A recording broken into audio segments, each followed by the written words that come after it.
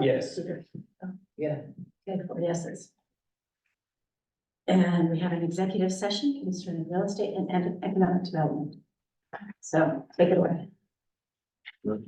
Right, so basically, Oh, we need to, kind of just stop. Oh, I just wanted to pause from not in. That one out of town, because I just, no,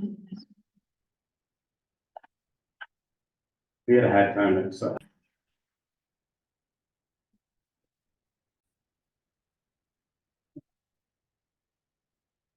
there we go. Okay. So, I move that the board authorize the fire department building committee to contact our attorney for a purchase and sale agreement for the Martin property on map 4, lot 50. I'll second that. All in favor, And should we say at the agreed upon price? at the agreed upon price. Yep, still seconded.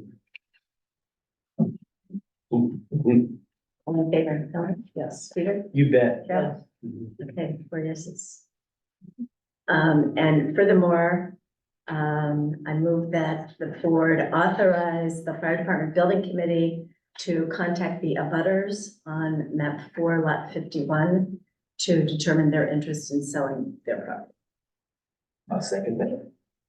Any further discussion? Yeah. All in favor, Melanie? Yes. Peter? Yes. Cheryl? Yes. I'll vote yes, so 4 yeses. Thank you. Okay. Thank you. Thank you. Thank you, Mr. Martin. Thank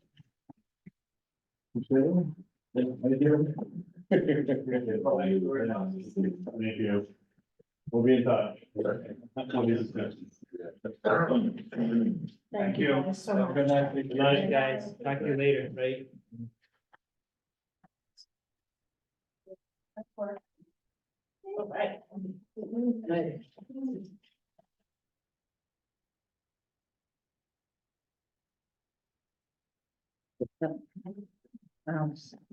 They said 7 o'clock to start getting our meetings. So we should wait. Okay, okay, people might be coming in, including the fellow who was here but then left. Yeah, because I texted Julian Fialgo and said we were in executive session until 7. We Yeah, we have 5 minutes, because it says on the agenda. 7. Regular So I'll meetings. be right back. Okay, No, sounds good. Bob, main pause of the recording. Oh, yeah. Okay, so let's pause, Lauren, until 7 o'clock if we could. Yeah.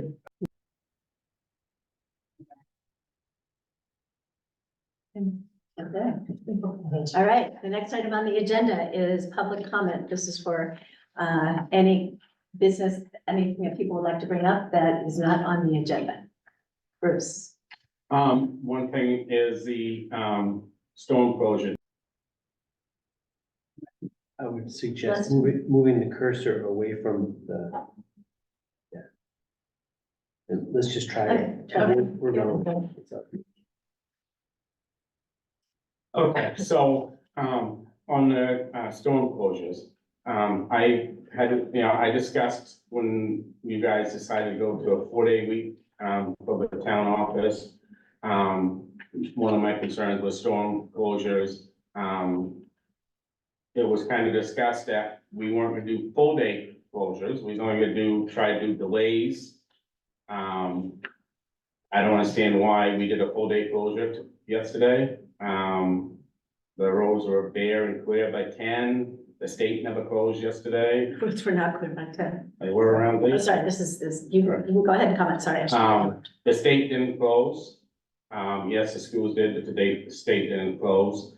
Most of the roads, I mean, I was out on the roads plowing and all the way around town here, and most of the roads were clear. By 10:30, 11 o'clock, they were totally clear. And so we ended up with a 3-day week being opened in the town office. Instead, so it was you know, it was tough enough when we was open 5 days a week, and then we lose a day because of a storm day. Now we're open 4 days a week, and we lose a day, and we're only open 3 days. So I guess, I just want to be public about it, bring it up, that we need to think more about doing delays. It wasn't an all-day storm. It was in the morning. Any forecast you listen to, storm was gonna be complete in this area. Done by 9, 10 o'clock in the morning. They say in Bear Roads by 11, just about every news station you listen to. So I just wanna kind of get that out and just try to be a little bit more conservative about, you know, the opening time of the town office. Okay, thank you. We'll keep that under advisement. Anything else for public comment? I move that we review and approve the minutes of November 21st. Second. Any questions, comments on the minutes?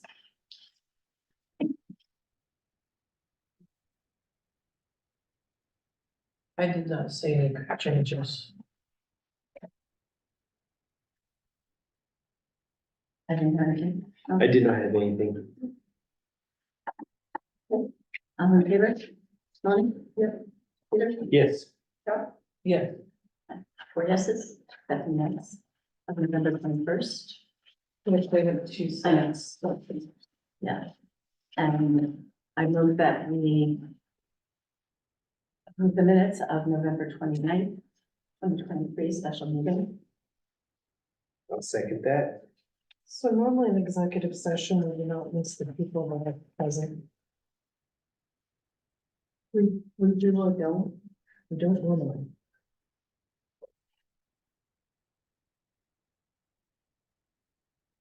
I can absolutely. Okay.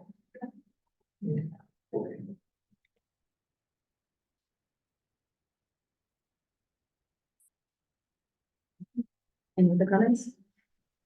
No. All in favor? No? Yes. Peter? Carol? Yes. I'll vote yes, so 4 yeses to accept those minutes. Okay, under unfinished business. Move that we open discussion of the memorandum of understanding between the town and the Friends of Belgrade Lakes Village. I'll second that. Applies to me. The only question I had was just kind of a technicality at the very end where it says who's signing this. It says Friends of Belgrade Lakes Village by print the name and by Lorna. I'm just wondering if because it has Lorna's name printed, so presumably she would sign it. But would Friends, whoever's approving for the Friends, would that be a signature or just a printed name? I would think you would want I would think it's a signature and then it's just Signature. whoever's name. We would print the name in of the signatures above. Oh, so print name, okay, so that would be the That's printed name. just. Okay, because we didn't know, sorry, okay, Right. so we didn't know who was gonna be signing, okay. So, and it is map 25 lot 6. On number 1 on the front page. So, and then my suggestion via email was that a memorandum of understanding should have the full select board signing it, so that we have the history that we have, like when we see the employee manual, who was on the board at the time, and who was given authority, not just the town manager.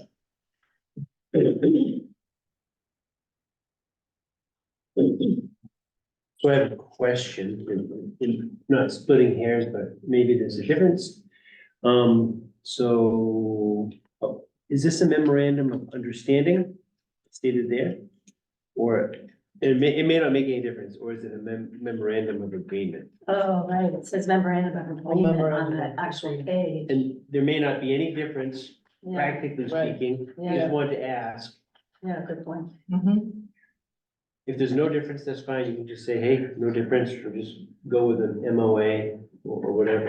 I don't honestly know. I have to check. Bill prepared it, so I'm guessing this is acceptable and we would call it, memorandum of agreement. Okay, I'm sure it would be, it means the same, memorandum of understanding or Or just, just check with him and make sure. we're- I like the idea of MOA on it, because then later in the text, it talks about the agreement. Rather than understanding. Yeah. I'm good with that. I just wanted to make sure to ask. And then he does say in number 5, nothing in this agreement shall be deemed. Right. So he is using the word agreement right, throughout, Right, so. So the only other thing that I would like to bring up about that, is that if anyone is on the board who is part of a committee, they should recuse themselves from the voting. And I noticed in something that came across that Carol, you were one of the signees on I this. can't hear you, Melanie, I'm sorry, my ears are plugged. I noticed on one of the papers that came across that you were a signee under Kathy, under the Friends of Belgrade Lakes Village. And as you sit on the board, you're actually not supposed to take any action on anything that's brought before the board if you are part of that group or organization who's requesting monies from the town. So I'm not sure if we are gonna have to go back and redo that vote and then have you abstain from that vote. There was still a majority of the vote. But that is part of the job of being on the select board, is to abstain, not bring things forward to the board, let other folks bring them forward, and then you're not supposed to vote on those items. And I remember Dan had brought it up quite a while, I think, when you were first on the board, and I wasn't sure if that's something that we I should bring back. The discussion I've had in the past, or we had in the past, because I didn't vote, I was abstaining on something that came from the church to the board because I'm the chair of church council. And at that point, the comment was I getting any financial benefit from it, which I'm not. So therefore, I went ahead and was told to vote and continue to vote on those things. So again, I'm not getting any benefit from this, so therefore I proceeded the same way we did in the beginning when I had first abstained from another situation. So whatever is appropriate. But that was the discussion then, so maybe you should run it past Phil and see what's appropriate. Yeah, because a lot of times we say, even if there's the appearance of something, that we just abstain. Well, it's a question of board renewal, I think you're right, so.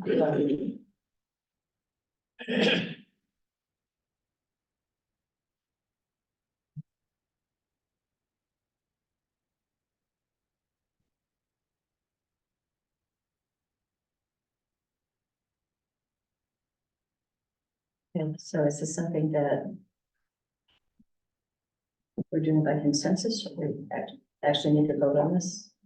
We will need to vote on it. Is the full select board going to be listed?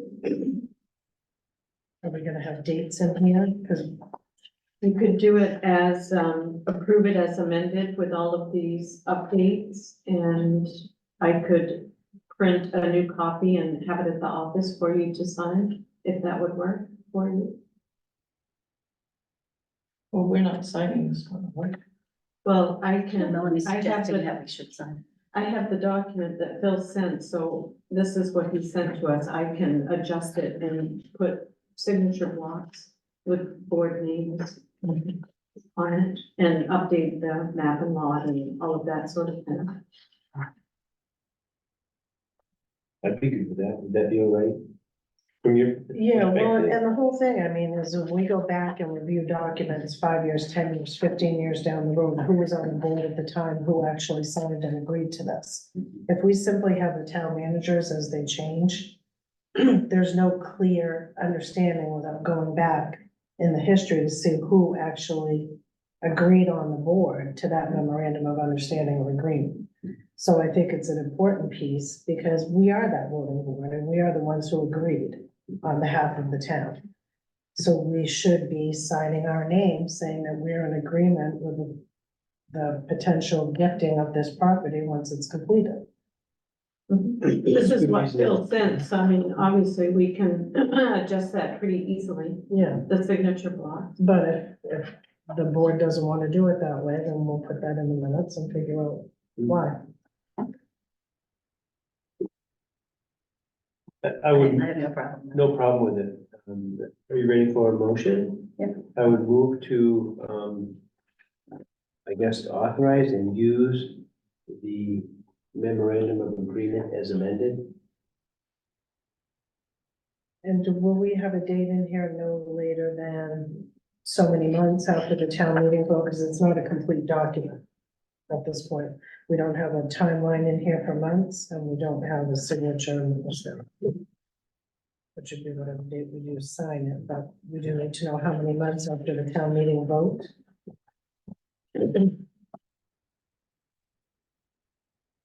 What's normal, like, 90 days or something?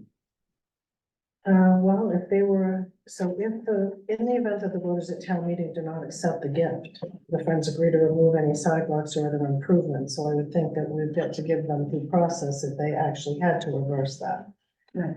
Not 6 months, anticipating that it would, but I would say a 6-month time frame 6 months. would be. Talking about the timeframe, Timeframe. yeah, 6 months to, if it's not accepted, 6 months to restore it to the original condition. Think so, yeah. I mean, wouldn't be that long to replace what's there. But I think if we just say 6 months, then that.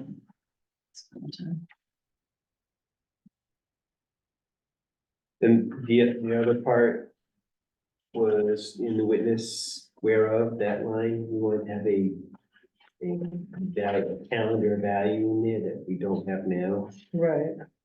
So something, what would be appropriate there? So Would it be appropriate just to bring it back and have some sign it at the next meeting?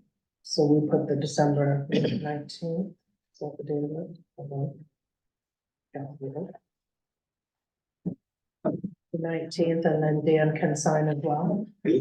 I won't be here on the minute, but Oh, you I can sign it before I go. If it's ready, I can sign it before I go. Okay, and then we could just date it for that date and call it good, and then we're all in agreement on that, so.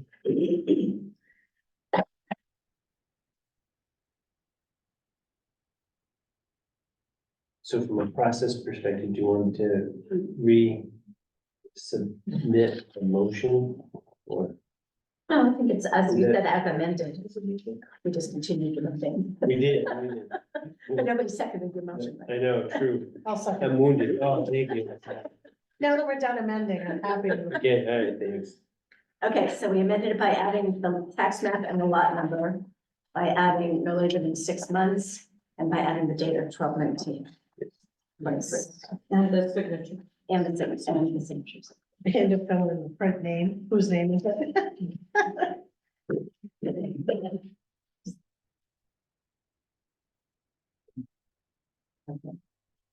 And I'm So, glad yeah. you're doing that, because in the past, people have just signed things and then we're like, whose signature is that? And we have no idea. Right. So it is nice to have the name under there, so you can Like, decipher that. All right, all in favor, Melanie, Yes. Peter, Yes. I'll vote yes. Oh, yes. Thanks.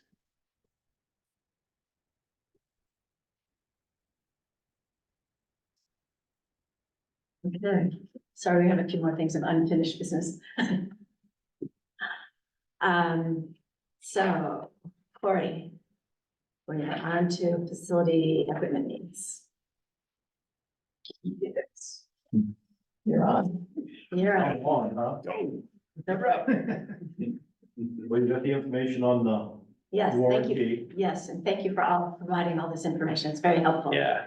to have it all in this I form. did verify with John that it is commercial. It is covered by the use agreement, all the stuff, and it's a Ford motor credit, Ford motor warranty, so it's not a fly-by-night, it's Ford warranty. And it is $100 deductible per repair. That would be pretty straightforward. Sounds attractive to me. I So think that's it's a the $3,185. What's that? That's the 3,185 for the Yes. warranty. Did that help answer your question? Yeah, that's what I was hoping. Yeah, yeah, and he was all good If with somebody- answering the question. You know, they gave us something this big and I was like, ew. I'm sure. When Lorna found it online, it was like, ah, there it is, you can actually read it, so. All right, thanks. All right, so that's the warranty. Okay, so that's the warranty. So then the equipment, So the warranty, Do we want to vote on these one by one, or? yes.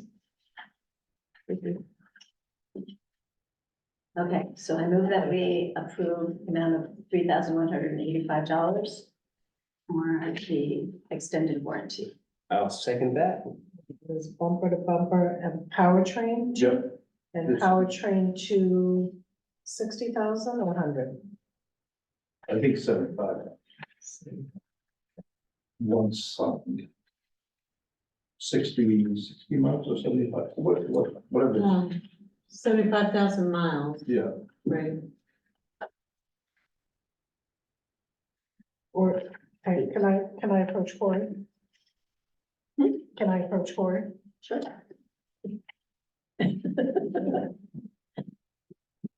Don't run, don't run. Yes. Because we don't have it spelled out yet, so there's two different. whichever one that they wrote on the written copy. He has that written on the front of that written copy. This is premium. Yes, this is all premium kit. 60 months, 75,000 Yeah, miles, 60 months, 75,000. 75,000 miles. Okay. Okay. Yeah, Here, it says the premium kit extended service is 10 years and 170. so they wrote it at 60 months, 75,000 miles.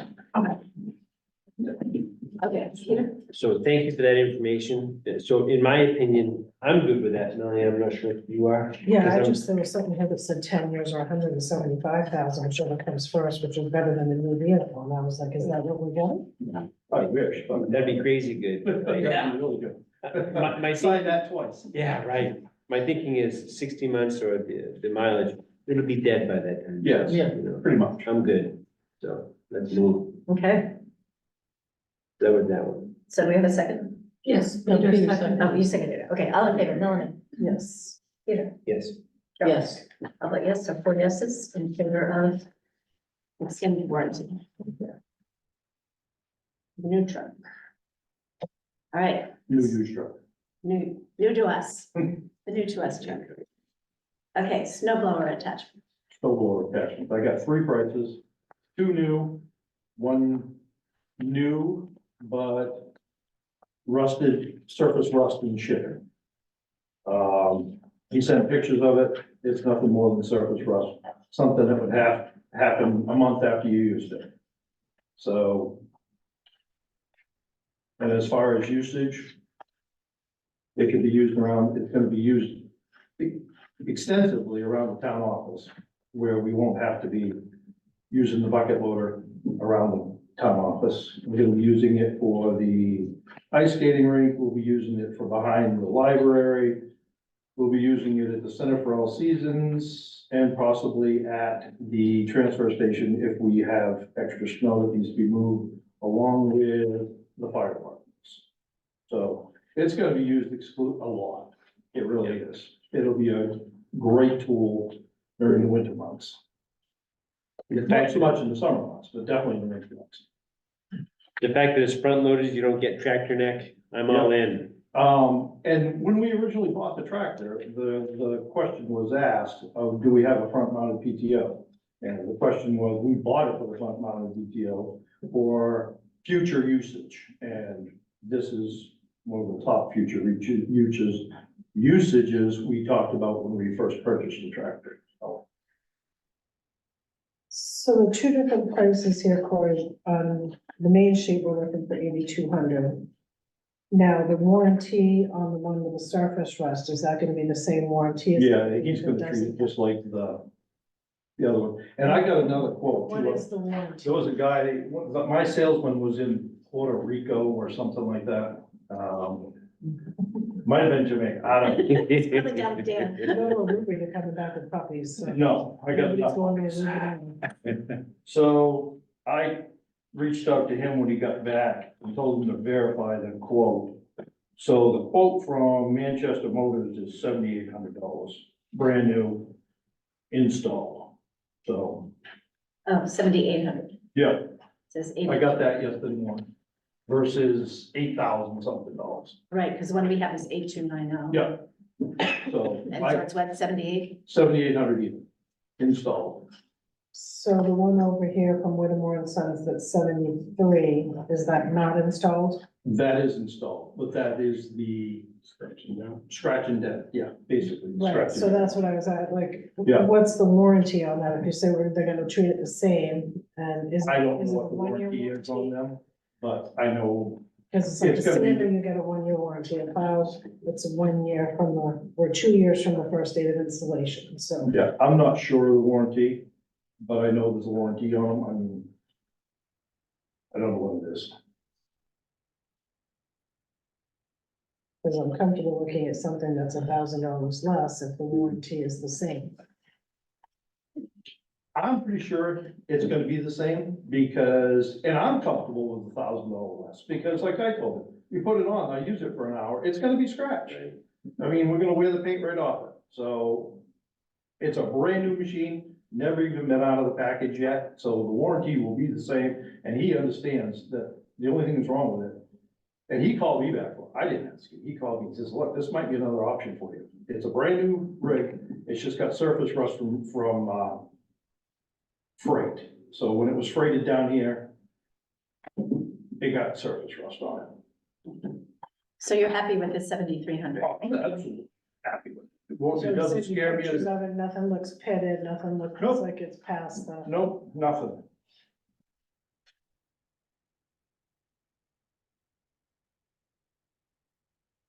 Okay, so do we want to take up these individually or as a package? Well, because some of them, if we don't do them now, if we could roll them into the budget. Sorry, I can't hear you. If some of them, if we don't need them now, like the enclosed trailer that's new tonight, is that something that we can put on the budget for 2024? What Just surface rust. do you think around there? Oh, Whoops, oh, it's yeah, a they- little bit that way. You know how to find it. Sorry, That's right. Yeah. like right around the connection pieces. What are your thoughts there? Yeah, that bolt Yeah, is rusted a little bit and around there is rusted a little bit, but it's nothing that I'm concerned about. We'll take some sandpaper to it or something. And we save $1,000. And you say, save $1,000. I could live with that for $1,000. Yeah, so could I. Yep. So I move we approve the snow blower attachment in the amount of $7,300 from Whitmore and Sons. Second, did you second? Second, I All second. in favor, Melanie? yes. Peter? Yes, Carol? Yes. All vote yes, 4 yeses, 1 absent. thank you, Corey, for all the research on that, No and problem. all these things.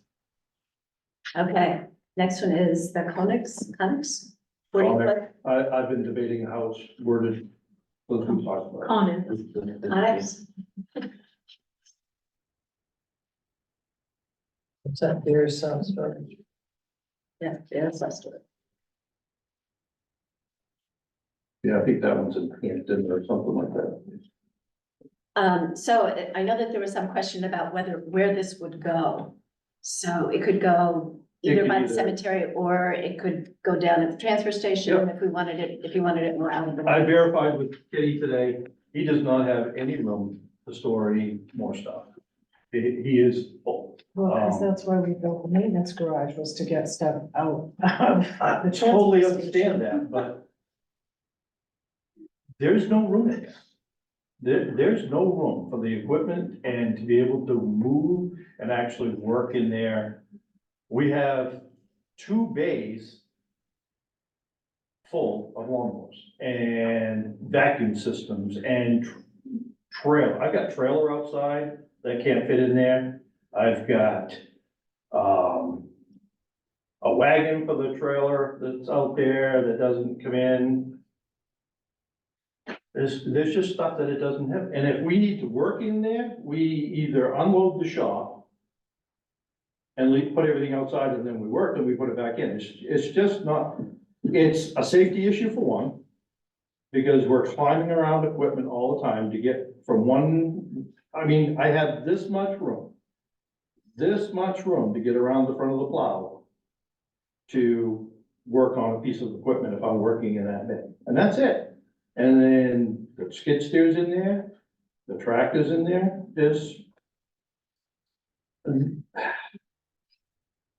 So Corey, is it the type of, structure that would be compatible aesthetically with it the, can either be stuck over in Plan 6 in the woods, so nobody sees it anyway, and it would be a tan, so it wouldn't show up anyway. okay, Or Kenny's already said, we have all kinds of space over the transfer station, you can bring it over here. We can set it up on blocks and that would be perfectly fine, because it's gonna be a summer, winter storage shed.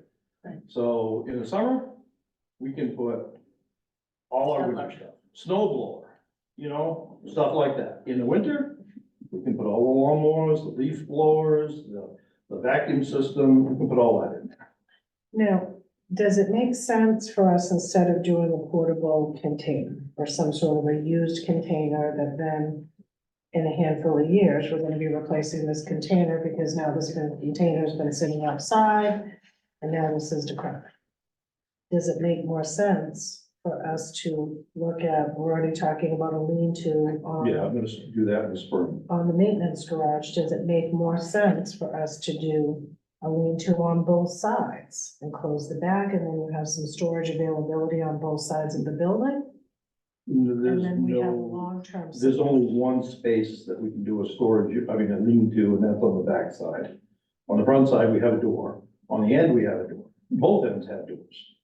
So we have one section on the back side that we can do a lean-to on. And that's, my goal is to put the sander in there during summer, so that it's not out in the weather. But the plows in there, so they're not sitting out in the weather.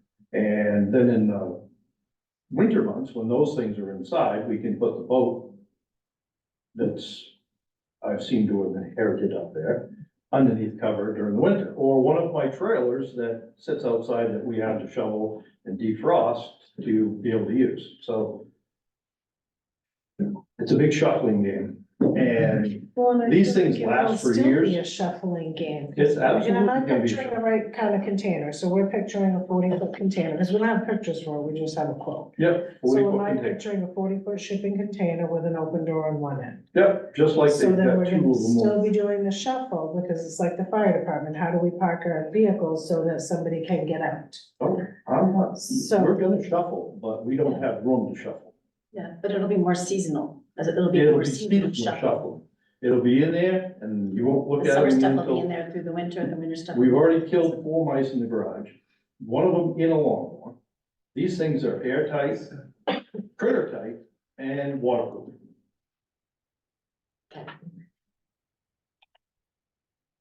I just feel like there's a better long-term solution, and that we should probably, I mean, I know I've asked, this is probably the 6th time now, how much money do we have invested in this building?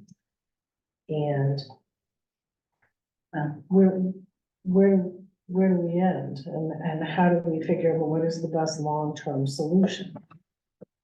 What's the use of this for, 5 years, 10 years, Oh, forever, a long time. Bruce? They've been over to the transfer But we got them station at the transfer station. for years. Is, actually, the town bought one for, the road commissioner. Oh my gosh, 25, 30 years ago, and that container is still being used as road commissioner, has his stuff stored in there, so that one's probably pushing 30 years, because that was bought when the transfer station was first built, but that kept this. Culverts and that, right, is that what's in there? Well, kept, the road commissioner's, skid steer and stuff in there. Signs are in there now, all kinds Yeah, of so stuff. this is a pretty long-term, Yeah, but yeah, it's as a long, long-term as solution. long as you keep them, you gotta maintain them. Yeah. They gotta be painted, we all know that. My biggest thing is it's, as far as placing that up around the cemetery, it still hasn't come in front of the cemetery committee and, You I did would- ask for that. right, Yeah, but we have an option, We have, right. it'll go before the cemetery committee, and if the cemetery committee says no, so be it, we'll put it over the transfer station. right? Okay, Anything else? No. I move that we approve the purchase of the Conex 40-foot storage container for $4,250 with a delivery fee of $350 for a total of $4,600. Second, Any more discussion? Melanie? no, Peter? Yes. Carol? yes, I'll vote yes. 3 yeses. Yeah, that's One all the name, 1 yes. right off the trail. Sandra? Sander. Sandra or Parks? I still, in my opinion, we need a second sander. Our plowing continues to grow. It's not only gonna continue, sanders don't last forever. They do break down, and if we have a breakdown, then we're gonna try to find somebody that's gonna be willing to work around our schedule to keep things going. The way we do it now is Wesley or whoever's in the 250 will go plow something. And then when I get a chance, I'll stop doing what I'm doing and I'll go sand it. It makes 0 sense whatsoever. And if we lose one, then we're totally down a sander. And we, like I just said, we're gonna have to try to find somebody that would come in and sand it. So, I mean, none of them are gonna last forever. That's one of the goals of the lean-to is to make them last longer. You got the poly one we can get, or we can get another stainless steel, but no matter which way we go, they're going to have parts that are gonna rust and they're gonna, they're gonna have to be replaced. Next year, I'm replacing the bed chain and the sander that we have. That's $600, maybe $700 by next year. So it's a never ending cycle. So I definitely think we should have 2 sanders. But that's just my opinion. And I've been plowing for a long, long time. I had 3 sanders at Central Maine Motors. I had 2 sanders at the Kennebec County Sheriff's Office. So, If you could get parts, Corey, do you know what you would order? oh, I would order another bed chain. I'd order another electronic clutch. I'd order another motor. Basically, anything that's not stainless steel or plastic is gonna, it sits in salt 6 months of the year.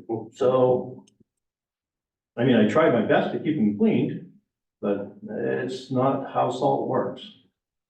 So, I felt like Dan at the last meeting, what he said was, let's order some parts and let's build some of these things into next year's budget. but that doesn't take care of this year. It doesn't, but we've never needed 2 sanders previously. Never have. I'm not gonna argue that. I totally understand that you may never have it, but if we break down, we're gonna need another sander. And it's not feasible for me to be running up to North Belgrade to sand something that Wesley's already plowed, that he would be sanding while he's up there. So why can't Wesley drive the truck that has a plow and a sander? Yes, he would, if we put another sander in it. 2 sanders. Right, you got two plow trucks, so you got one plow truck maybe found in North Belgrade, one maybe found in the depot. I understand what he's saying, is you got 2 different trucks plowing. So if Wesley's plowing up there, Corey's plowing here, then he's gonna go from here up there to sand, or if Wesley's plowing the center for all seasons and Corey's here, and vice versa. Or if it's a spot that needs to both be plowed and sanded, why would Corey not do the plow? and They all sand? need plowed and sanded. All your town facilities gotta be sanded, or you're gonna be in a liability. I mean, exactly, I mean, when I worked at Central Maine Motors, one of the first things Charlie Gons told me is, I don't care if there's a half an inch of snow, you're gonna be cleaning it and you're gonna be sanding. The lawsuit that I will take is a lot more than that sand that you're gonna put on that thing. And that's my philosophy, and it has been ever since I worked there, and it will never change. I mean, it's just the way it should be. It didn't make sense to me until you said the 2 property, one person plowing here and then he's gonna go, it didn't make sense to me to just now, but. Double duty. Because now we have 1 sander and 2 plow trucks. Right, so you're paying. That's a waste of extra fuel time and money Yeah. And fuel, to Yeah. travel from one spot to another. yeah, and it didn't make sense to me until just how he said it, and it kind of clicked in my thick brain. I know what it takes. Yes, Peter? So, if we go forward with this, then we probably want to recognize the fact that ordering other parts, like the thing would be ×2, Yes, right? So there would be, we would be, you know. you incurring probably have little- 3 years before Sure. you would have to worry about the other one, but it's gonna happen. Yeah, exactly. Just recognizing it and just putting it out there, that's all. Yeah. Absolutely, Because we know it, you know, there's the cost of doing business, right? yes. I like the idea of poly, one, if we could do it. Knowing that the other parts are gonna be sitting in sand and salt and it's just Yeah. gonna rot, you know, over time. It's a slow rot, but it does happen. Yeah, Bruce? The other suggestion, I'm not sure, they may already have them, or he may have already purchased covers for I've got a cover for the them. poly comes with a cover. Yeah. Stainless steel one I have has a cover. It's getting a little tired, so I will be ordering. And Scott has some real nice covers that, Yeah, I don't know where this one came from, but it's very nice. Yeah. Yeah, and it's on every time. yeah, I didn't know, that's why I wanted to make sure we make sure we get one or Okay. two. So on your memo, it says sander or sander parts. So the sander would be the 5,700, Yes, and if we were to get parts, then that would be a separate yeah, I mean, and fee, we that can- could just come out of the budget, that would just come out. of it. next year's Exactly. budget, Yeah, 2 years' budget. Okay, any other discussion? I move that we approve the purchase of the sander for $5,700. which one was that one? Was that one of the That's poly? a Poly. component, the 1.5 poly. Okay, yeah, Second, It's actually like 5,695 or something like Yes. that, rounded up. Second. Any further discussion? All in favor, Melanie, yes, Peter, Yes. Cheryl? yes. All vote yes, 4 yeses. Take it back one question. Is there any municipality, no, rebates? Okay, thank you. already tried. Good try. Throw it in there. Good try. There's no rebates on anything. Nothing anymore, Nah. it's ridiculous. Municipal discounts are gone. Okay, Tori, last on your list, enclosed trailers is 510. We have the 20-foot trailer. I was looking for just a 6x10 trailer. We gotta grab a lawnmower, we gotta grab a snowblower and go someplace, do something. We can all go do it. Lorna brought up, well, if we're gonna spend the money on that, it would be more usable if we bought a small enclosed trailer. Hence, that's what this is. This is one of the things that we brought up last year that was kiboshed. And it would be helpful. I mean, like I said, we got a 20-foot trailer and we go mow in 2 or 3 different directions, or if we have to grab the small snow blower and go someplace. It's already in there and we just pick up and go. Again, time saver, equipment saver, is not running around in the weather. I don't remember an enclosed trailer coming up at all last year. It was. And we Yeah. had the big trailer, and then anything else, I was like, can we build it into the budget? Yeah, no, trailer was brought up last year because it was brought up when I wanted it the first time. I don't remember ever hearing about an enclosed trailer. So, that, Yeah. So I had a question about not the need for the trailer, because I understand when you're shuffling. Yeah. It's overkill to have a couple of small lawnmowers and a 20-foot trailer when all you have to do is do it. So I get that part. yeah, because we're typically going in 2 different directions. Right, right. So my question is about, the enclosed part. Must it be enclosed? It does not need to be enclosed, but it would be helpful if it was enclosed. The weed whackers could go in there, the push lawnmower could go in there, the regular lawnmower could go in there, and it could stay in there. And then we just grab it and go. I mean, we lock the trailer, we lock the hitch, and, it goes. It can be completely set up like, and then in the winter, you put shovels in it, you put a couple cans of, salt in there and stuff like that, the small snowmobile. We got a snowmobile? Is that in the budget? Small snowmobile.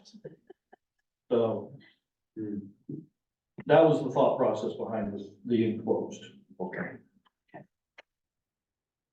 Cause I didn't know if there'd be any savings, I'm not sure if that's the right word, but a reduction in cost by going to a. 1,500 versus $6,000. Yeah. Yeah. That's what I was thinking that. The reason why I asked is because we bought, at home, we bought a longer trailer that's not enclosed. And it wasn't as much as the enclosed one that we're seeing here. Yeah. All good stuff. It's just, I'm asking about need versus wants, is what it comes down to. I mean, I'd be happy looking in the spring for somebody who's gotten rid of their snowmobiles and they're looking to sell their trailer. Oh, I thought you were gonna get a snowmobile. Pick up an enclosed, I'll take the snowmobile, you can put the trailer in. pick up an enclosed one in the spring, secondhand for not much money. Totally up to you guys. So everything's expensive right now, though. It is, Even absolutely. used trailers are ridiculously expensive. Yeah, and then you're picking up how's it been treated, you know? Yeah. Everything is expensive compared to what it used to be. So Corey, this says 5,700, there's a quote here for 5,495. Is there any reason why we need that we couldn't use the less expensive one? Oh, we absolutely could. They're pretty much the same, just different dealers. I got one from Mishu's, well, Yeah, this Big is- Tex. This is main trailer. Main trailer is the same place that we're gonna get the, up in Brewer up there, the box, I think, or wherever I got it up there. Yeah, Same place there, so no, where it comes from is of no concern to me. They're pretty much all the same. They've got the spring-loaded rear ramp, they've got the side door, so. I can see the advantage of being able to keep the equipment inside and locking it. Taking it back and forth and in and out of buildings and all that. Big time saver.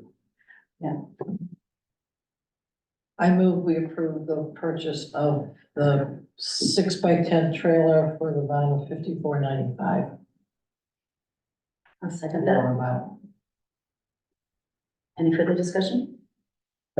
I will say this, I like the idea of having a trailer. I'm very concerned about that cost for an enclosed trailer right now. I'm just telling you how I'm feeling, so. I get the concept, I do get it, it's just the amount of money right now. We're not trying to do an end around on anything. No, understood, I no, mean, a small trailer has been discussed in the past and yeah, never materialized. That's basically where this is coming from, and it could be used. It would be a great asset, no doubt about it. We can set it up. You do have enough money in your current budget. Yep. Right, but I think, so what I see is that in December, there's a lot of purchases that come and then we have this money left. And from my perspective is that then we're not working our budget tight enough. And if these are anticipated needs, then they should be in the budget, because that's how we do it. It's not how much is left at the end and then we pick what we can spend it on. Not what we were planning on doing. I mean, I know the fire department does the same thing. If there's money left over at the end of the year, they say, oh, we can get this, we can get this, we can get this. So, It's a little different with fire department because we can't say that we're gonna have 8 fires this year. We could have 8 fires and one fire could be a 2-day project, a 2-day fire, which has happened. And that year, we can't expend any equipment because we blew our budget on labor and other stuff, or the tanker fire. The year we had the tanker fire, we was in the red because we had to take money out of that capital reserve to cover our budget because all the stuff that was lost. So the fire department has a budget, and then if, that's for equipment repairs and this and that. And sometimes we don't make it, we get no equipment that year. So there's a lot of times we But don't. we definitely are not trying to do an end around on anything, I mean. No, not at all. And I think as Corey gains more experience, Things will Position. smooth out, I mean. you'll be able to plan better ahead for what you need. Bruce? If if you guys vote on this now, I think this trailer should be half and half.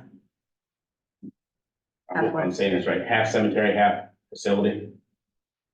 Oh, If it's- it's taken out of both. instead of Yes, just one. because Oh, absolutely. that's just my opinion, because if you guys vote for it, that either this year or next year, Or whatever at we least do a it, percentage of it. could come out of Right. both. because it's gonna be used for both entities, you know, both entities. Absolutely. Could I ask him? So I got a question for you, Bruce. Would an enclosed trailer be useful for you if both are gonna be needing it? And there, I mean, I see the pros and cons, but in my eyes, I think an open trailer but I don't know if it's called a landscape or a lawn care trailer that has the attachments for the weed whackers and the snap, yes, you have to take them on and off, that's the only disadvantage. But you could back it into the, one of the bays in the garage, because if you get that container, there's no room, yeah. So we're gonna have to do a building to put a trailer. right, well, I mean, that's the whole purpose of buying the 40-foot container, is you're gonna take winter stuff, put in that container, so you're gonna have that space in the summertime to park this trailer, or vice versa, your summer stuff's gonna go in that 40-foot container, so you're gonna gain some space, but a little bit of 10x6 trailer, because you're taking all that equipment out and moving it. That's just my opinion, I mean, I'm But, just, so would it make sense to present that to the cemetery committee who controls their budget to see if they'd be willing to split the cost of one? I mean, I'm only one person on the committee, that's just a suggestion I'm making, just because it's being used in two both entities, that's all. Yeah. So I'll let you know, I like the idea, especially of the sharing and the cost sharing. And I would be looking for that coordination to happen, so that we could vote on that. Oh, I mean, I have money in both of my budgets, my cemetery budget. Yeah. And my facility budget, so as far as. The cemetery committee works with me and Kevin on creating a cemetery budget. There's not certain things in there that says, the cemetery committee says, I want you to buy this, the cemetery committee. That's not how that works. So, cemetery committee is very involved in creating our budget. But then I run the budget. And so there is money in the cemetery budget at this point at the end I of the think year. there was $22,000 left in there. Are we ready to vote? Yep. All in favor? Melanie? No. Peter? I'm gonna say no. This one. Carol? Yes, I'll say yes. 2 yeses and 2 nos. So it's dead. Put it in for next year's budget. Okay, so does this get tabled till Dan gets back, or? When it's a 2 to 2, it's dead. Yeah. okay, moving on to assessing proposals. And then after that, we do appointments. I promise. Unfortunately, Yeah. you're in new business. You know, there's 2 seats coming up in March, you guys, that's come sit right on the authority to vote. Yeah, it looks like too much fun. Okay, we still have to, yes, we do. Okay, so assessing proposals. We have, Laura, do you want to talk about this? Sure, and Rob is online with us. So we received 2 proposals, one from RCS. Assessment services, in the amount of 23,400. They included everything in the RFP. Rob is our current assessor, submitted a proposal that has 2 pieces. The first piece is a $27,500 amount. He did include an annual, I think we call it an annual building review, which was an additional or separate, 25,000. Rob, chatted with me briefly about that. The RFP, that used to be put out included a quarterly, review.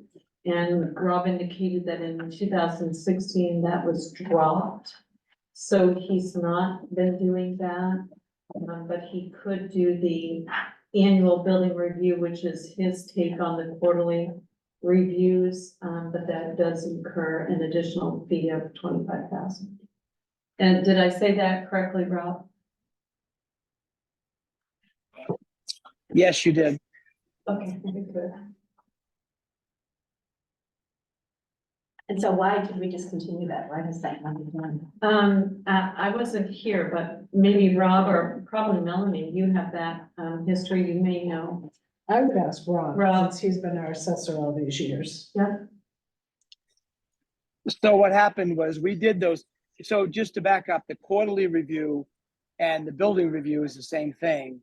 The statute that was quoted in the RFP talks about, refers to the state statute that says an assessor should view a property at least once every 4 years. So we've done that for years in Belgrade, leading up to 2014. So we would take a quarter of the buildings and visit them every year for verification, go to the property, get out, knock on the door, measure the house, inspect the interior if somebody was there to make sure that what we have on our record matches what's on the face of the earth. This is above and beyond the visits we do for the building permits every year. So that's why I kept that separate, because the statute does require that an assessor does that. However, there's no penalty if they don't do that.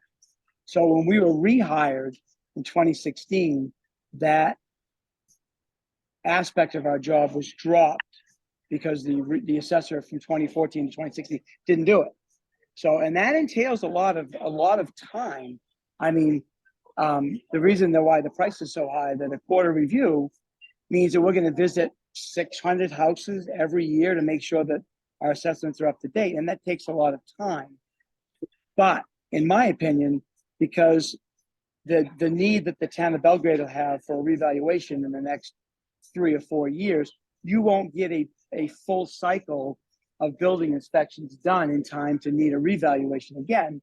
So it's kind of a fool's errand, in my opinion, to visit what would be only a portion of the town, only to have it all revisited again during a full revaluation. So that's why my proposal was for 2 separate parts. My 27.5 was to continue on with the service that I've done all these years, and then adding on what was asked for in the RFP was why those 2 numbers were separated like that.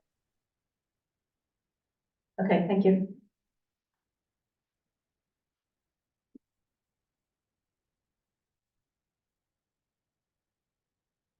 Okay, the RFP with us tonight. I did not include that. Yeah, we always should. Just sometimes I bounce back and forth.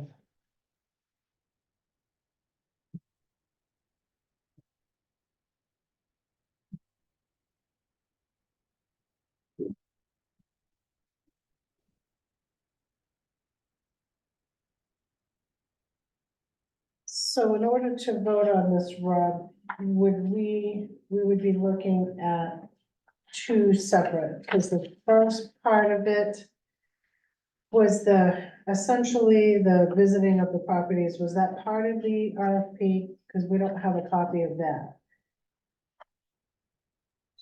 Yeah, the RFP mentioned that to assess in accordance with Title 37, 387, and 388, and that speaks to the requirement of assessor to view a property every 4 years.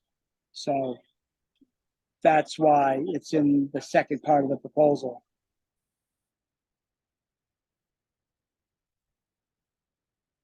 So, Rob, so is is the second part of the proposal, the 25.5, the part that you're talking about right there, like that's corresponding, that's in response to the RFP?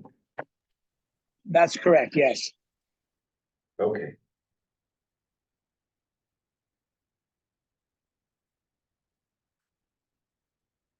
Okay, and the other proposal doesn't mention anything about, About what we're gonna need in the next 2 years, because we just did the bump of the factor reval, which bought us 2 years. So we're gonna need a full revaluation. Two. Well, what's the year, so we got a 2-year bump with the factor reval, because we could go 10 or 12 if we did a factor reval, correct? The bump in the fact was to get us, so we can certify that our assessments are 100%. So we are currently equal to the market value of 2023. And the way the state monitors our assessing levels, that will give us, yes, a 2-year hiatus of having to do a reval. What nobody knows is what the real estate market is going to do in the next few years. If the real estate market continues to go up as it is, we will only get the 2-year respite from that. If the market plateaus and stays flat, we may get something longer than 2 years, but no one knows what the market's going to do, and that's strictly speculation at this point. But a minimum of 2, yes. And I had a question, Rob, which I asked you today, and so I'm gonna read what this has in the RFP. Because I want you to hear it again, but I want the board to hear it because I read this and understand it differently than what you interpret it as. Provides quarterly reports of assessing activity to the Board of Selectmen. One of the quarterly reports should occur verbally and in person to the board on the date of the tax commitment. The remaining reports will be delivered in a form, verbal or written, to be determined by the board.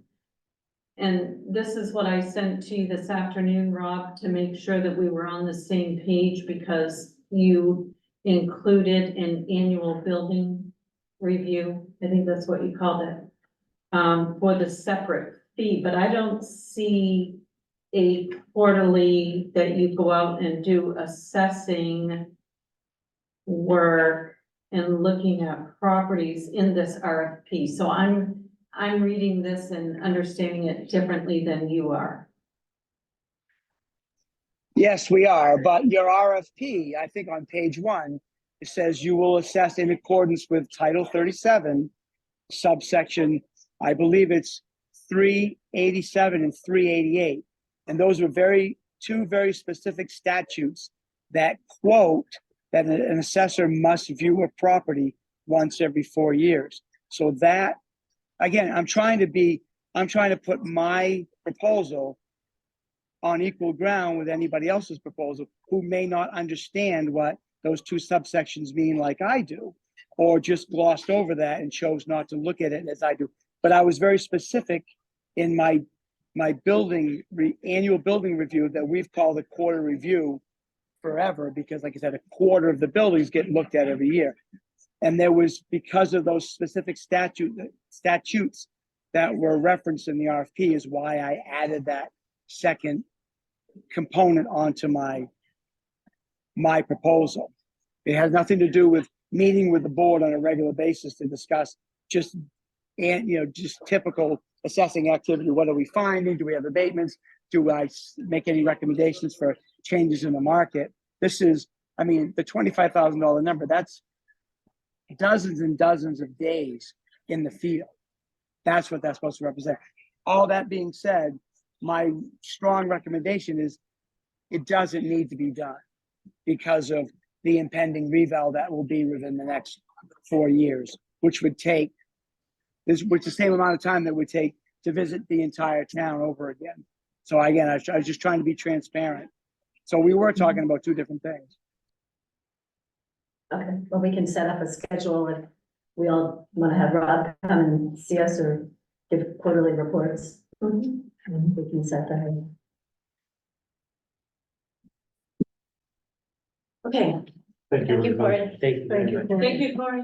Have a good night. All right. So we have two proposals, one from our current assessor and one from another company, which doesn't seem to have as much experience as we do, as Rob Coming up does. on the mapping and all of that. So, I make a motion that we award our assessing services to RJD Appraisal in the amount for 2024. One second. 27.5. $27,500 from January 1, 2024 through December 31, 2024. I'll second that. Any more discussion? All in favor, Melanie, Yes. Peter, Yes. Carol? Yes. All vote yes, so 4 yeses. Thank you, Rob. Thank you, Rob. Thank you all. Thank you all so very much. Enjoy your meeting. Wait a What's second, that? Hang on. Oh. Another question. I know we're wicked fun, but hang out one more second. So the secondary proposal, are you comfortable, Rob, if we table that section of it for tonight and move it to a future meeting where the full board can be present? Is that something that we should do or need to do? I No, don't think you need to. He just explained because we're gonna have to do a reval that it's not necessary. Yeah, But it's great information when we It is. eventually have that Agreed. conversation. absolutely agree. So we know what it's gonna cost us. Us Okay, doing thank you, business. Rob. That's right. Thank you, Rob. Rob, have a Thanks, good Rob. night. Okay, for thank you. coming. Thank you all. All right, bye-bye. All right. Now we move on to new business and appointments. Thank you for sticking with us. So, the first appointment, we have Joy, are you here? Joy Intriago? Hi, Joy. Muted. You're muted. Thank you. Thank you. So Joy has applied to be on the Comprehensive Plan Review Committee.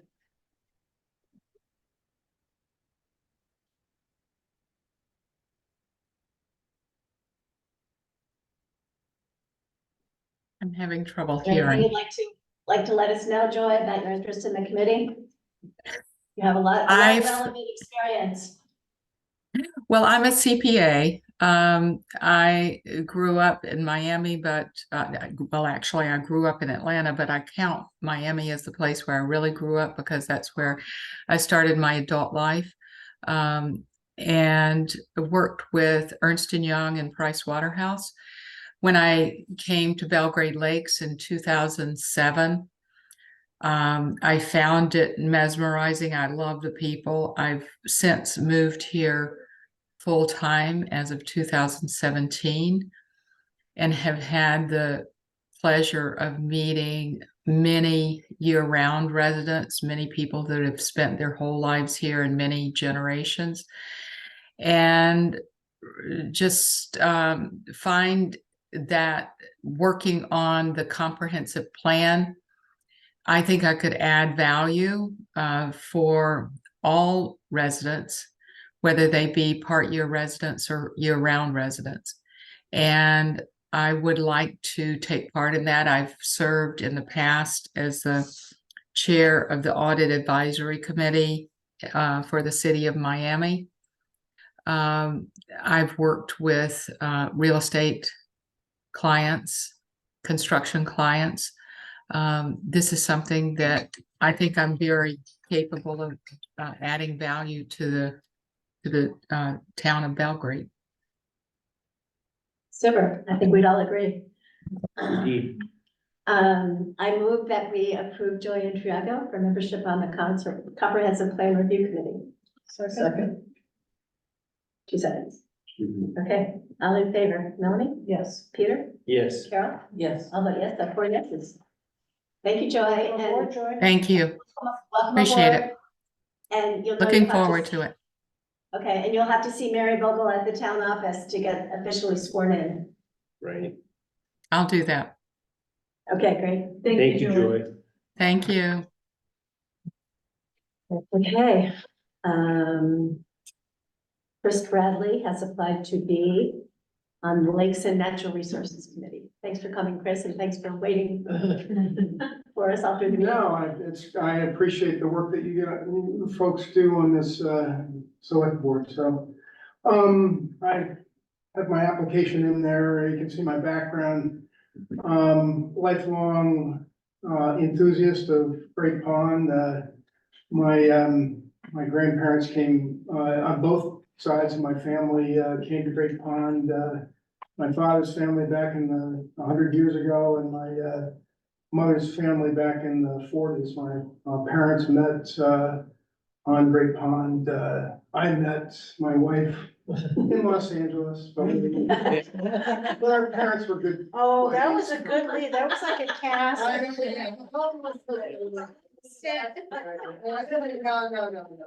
Because of Great. But I saw her in the summers on Great Pond, so that counts. A lifelong love of this area, and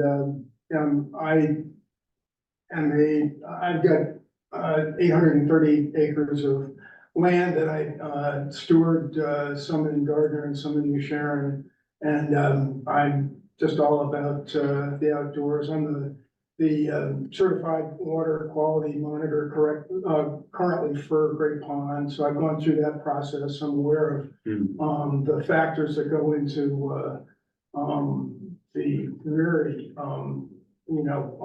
our lakes are fragile and impaired is the category that they're. So anyways, I think I got the background. I'm completely have the background in the natural resources in the lakes, and I think I can add to the committee. Super. Thank you. Thank you. Mr. Bradley, Yes, sir. did we do a permit to renovate your home for you on Great Pond? Yes, Several yes, years you ago. did, Peter. Yes, I remember you from the old town hall. Yeah, yes, and- I remember working with you on that. So- Yes, I appreciate that. So thank you, and I know that, it was involved and you were very patient then and still are today. Going through. Hey, Pat, you have a question? Come. You're muted. You're muted. How's that? Better. Better. Yes, I'm Chair of the Lakes and Natural Resources Committee, and we're thrilled to have Chris wanting to come on board. It's really, as any committee member knows, it's hard to get really people who want to participate, and especially with his background, his long history here. We're all thrilled on the committee, and we welcome him aboard.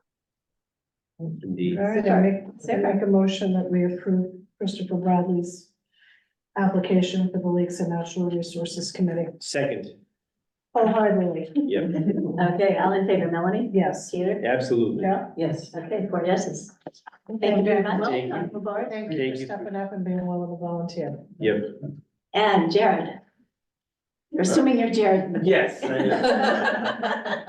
A candidate for the Board of Parks and Rec. Yes, so I've lived in Belgrade since 2009. I was previously on the rescue department. Also been in the Air National Guard, so I got deployed a couple times, lost my CEHs. But long story short, I got 2 kids that go to Belgrade Central School. I've been helping out with assistant soccer coaching them, and very interested in parks and recreation activities that the town's been putting on. So I'd like to be a part of that process and help out wherever I can. Great. Thanks for stepping forward. Yeah, no problem. Yes. I move that we appoint Jared McGoldrick to the Board of Parks and Rec. Second, Third.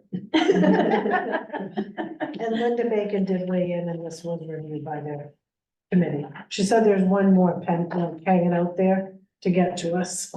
Okay, all in favor, Melanie? Yes. Peter? yes, Carol? Yes. I'll vote yes, 4 yeses. Thank you very much. So both of you seek approval to get officially sworn in. and Jared, thank you for your service and thank you for stepping up to do this. Thank you, really appreciate it. And you're free to go or you're free to stay. Hang out for the fun, you know? We have abatements coming up. Yeah. It's really So fun. exciting. We'll watch the recording. Yeah. I like this story. Thank you so much. Thank you. Good night. Okay, so moving on. We have some abatements from Rob. That is so encouraging, isn't it? Yeah. Wow. Yeah, they're really good people. Very, That's yeah. Yeah.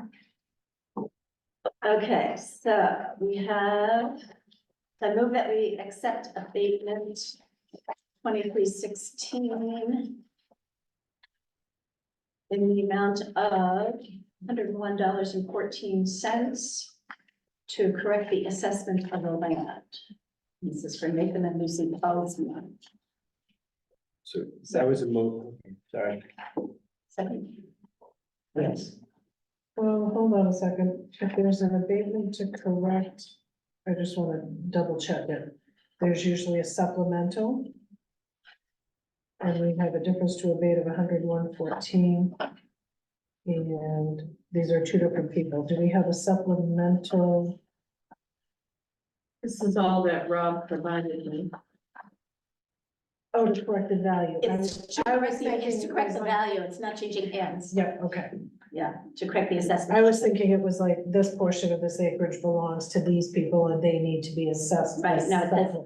No, it says acreage was an error. Okay, so we moved and seconded, all in favor, Melanie, Yes. Peter, Yes. Cheryl? Yes. All vote yes, 4 yeses. All right, and now the supplemental tax certificate and warrant. For Kaylee and Ryan Abbott, map 45, lot 3B, to correct ownership of lot.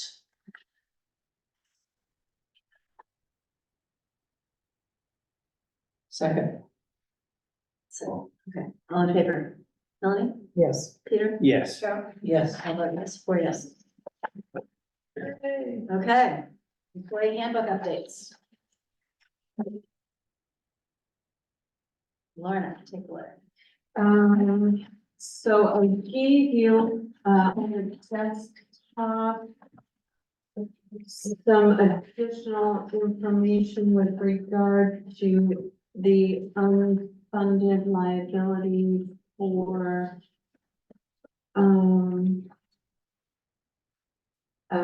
sick time, vacation time, when folks leave. I think has it been the policy of the town previously to pay out sick time? A If portion, someone separates? a portion. I couldn't find a policy on it. So I checked with my HR gal, who did some training for us recently. And she gave me a couple of options from different towns. So I pulled what is currently in our handbook. I provided you that, copy, but I also, updated, language, which is your first set of, pages right after the memo. You can see what would come out is crossed out. But I think it fits better, it updates, the handbook, and it's more in line with what, other municipalities are doing. It says under sick leave, it says on the second page, it says sick time has no monetary value when an employee resigns, retires, or separates from service. Separation of service, because if an employee doesn't know that, they may feel that that is something they would be paid at separation of service. Right, Does that make sense? yeah, So there's no monetary value for the employee at the time of separation of service. There's Right. nothing paid out. right, It's a benefit. It's not earned, accrued. It's not earned. Does that make sense? yeah. But I thought you just said we didn't have a policy about what happens when people leave. Right, because I've updated, we don't, what you're looking Oh, at this is is what I'm new. proposing. The first pages are what I'm proposing. Oh, I'm sorry, Yes. I thought that what was changed No, was the crossed no. out. No, Oh, I'm sorry, okay, I understand. Can I ask, two things. Yes, Can every one of us get a copy of the whole employee handbook? Because it has changed over the years. So if we all have an actual hard copy in our hands of what the employees receive when they start with the town. And the payment out of sick time, I would check with the treasurer, and Mary. I feel like part of that was perhaps town manager, that we paid out sick time if they left, and that was part of their contract. That was for their contract. So what I would request is that we don't vote on this tonight, because we need time to kind of look at all the pieces of it. And see if that's where the thought processes of paying out the sick time, if that was a contractual obligation. And if so, we would still be doing what Kara's asking and making sure that we budget for that in the anticipation that we may have to pay some of that out. And then the second piece of that is just so that the whole board gets a chance. If we're making substantive changes to our employee handbook, I think it's important that we all see them and add in or take away, so that the final document is one that we're all comfortable with. if there's no policy of paying out sick leave, then you're not really making a change. Would that be correct? Would be, but I'd like the answer to the question, because I know we've paid out sick time in the past, so. Is it, But only to. There's no but only to policy in place to do that. but is it part of the contractual obligation? Because I seem to recall a manager who left.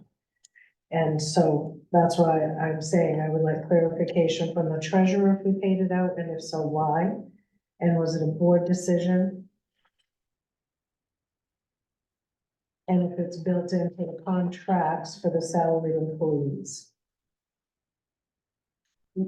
So, if I may, I think it would be wise to help, know that information, so we level set expectations for anybody who might be thinking about retiring, in the near future. It'd be good to know what they expect now, if there has been no policy, and if we're introducing something which I think is probably, well-structured, but if it's different than what someone might be expecting, policy or practice or contractual obligations, whatever, either way, we help level set the expectations. So I would be in favor of just trying to understand it a little bit more. So it seems like there are two questions, because one is the changes to the policy, and then the question of the vacation buyout, which is more immediate, right? Because There's no policy for payout of sick time, so I was trying to update our employee handbook to include something. The vacation time, and I've given you our unfunded liability as of November 30. right, So sick time is almost 40,000 and vacation time is 31,276. And so I did check with this HR gal Betsy, and what a lot of municipalities do is offer a cash out of additional vacation time at the end of the year. So like in the month of December, that would be available, and put some parameters in on who that applies to or how you qualify for it. So they would have had to have used at least 80 hours of vacation, 2 weeks off in that year. So we know that they've been able to take some vacation time. They'll keep a minimum of 40 hours of vacation time on the books, so they're not depleting what they have available. And then they would be able to cash out, I think I put up to 80 hours. And that would be in the month of December. And I gave you a sheet that affects three employees currently. for, No, one of those Oh, had nothing. Nick didn't have anything to add. Right. Yeah. So to give you an idea of that. I would love to see the board act upon a cash out update to and put a policy in place so that we could do that this year to try to help with some of that unfunded liability. And a lot of employees like that. I used to do that at Franklin County. When I had excess vacation time built up, I used to cash out. A lot of people did. Sounds It's like kind a of great nice. idea. It's kind of nice to be able to do it in December. Well, and a lot of folks do that, like we have to put in an October. But if we're gonna review the employee policy, and we're gonna all get a copy of the employee handbook. Changing part of it tonight sort of defeats the purpose of us all taking a look at it together. We've not done it previously, and would there be a hindrance to doing it December 19th, and folks have extra Christmas cash right before Christmas if they choose to do so? If not, does their vacation time roll over? Or is it a portion of their vacation time that rolls over? All of their vacation time rolls over. Right, so the advantage is to us because that saves us. Right. It's an advantage to the unfunded town part. and it's an advantage to the employee. Yeah, yeah. But the total sick time, if sick time isn't bought out when people leave, then we don't really, that figure of 39,000. Right, doesn't Doesn't really- apply, but there's no policy that says we pay out or we don't. Right, There's no policy. right. I've given you what is currently in the handbook. The language is separated by the green sheet. Right. So those are copied, that's copied directly from the handbook. That's what's there. You have it.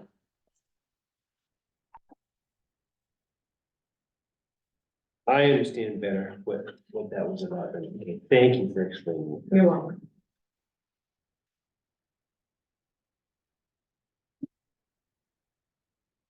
So, Bruce, the question? Trying to find one of them, but one of the questions is, when somebody gets hired for the town, do they have to sign, a sheet saying that they've read the handbook, or? Yes, Okay, so, a comment on that, so if you're gonna be changing something that your employees have already signed, they should be also involved in the decision changing, or at least be able to comment to you guys on any decisions being made, because they've already signed on this. So this has become problems in the past where employees have signed their employee handbook as read, and then things get changed in that employee handbook. And it's been discussed several times at budget meetings that things have got changed that these employees have signed for, and we don't follow through. any changes that we've made since I've been here, Bruce, go to the employees and they have an updated, sheet. I provide them with the updated policy and they sign that they've read, received it and read it. But what I'm saying is they should be able to be involved in the input of this. So you're changing some stuff pretty drastically, some of the stuff. I can't find it right now because I'm looking on my phone and it's very small. I don't have I don't get the packets anymore from the town manager. I don't know why. Those are always available. I upload them online, Bruce. But the biggest thing is one piece I saw in here when I was reading it is, you used to, one of the changes I saw on sick time, you could request, you could take up to 48 hours on request. And if my understanding, I think in the past, and maybe Melanie can correct me on this has been discussed before. And what that is if somebody doesn't call out sick at all, doesn't use any sick time, that 48 hours that could be paid out, it has to be it's on here somewhere, so it's crossed out anyways, it's a something Right, that. so employees may accrue a maximum of 360 hours, 45 days of sick leave, or may request payment for the balance of the year's unused sick leave, maximum of 48 hours during the last pay period of the fiscal year. Thank you, Barbara.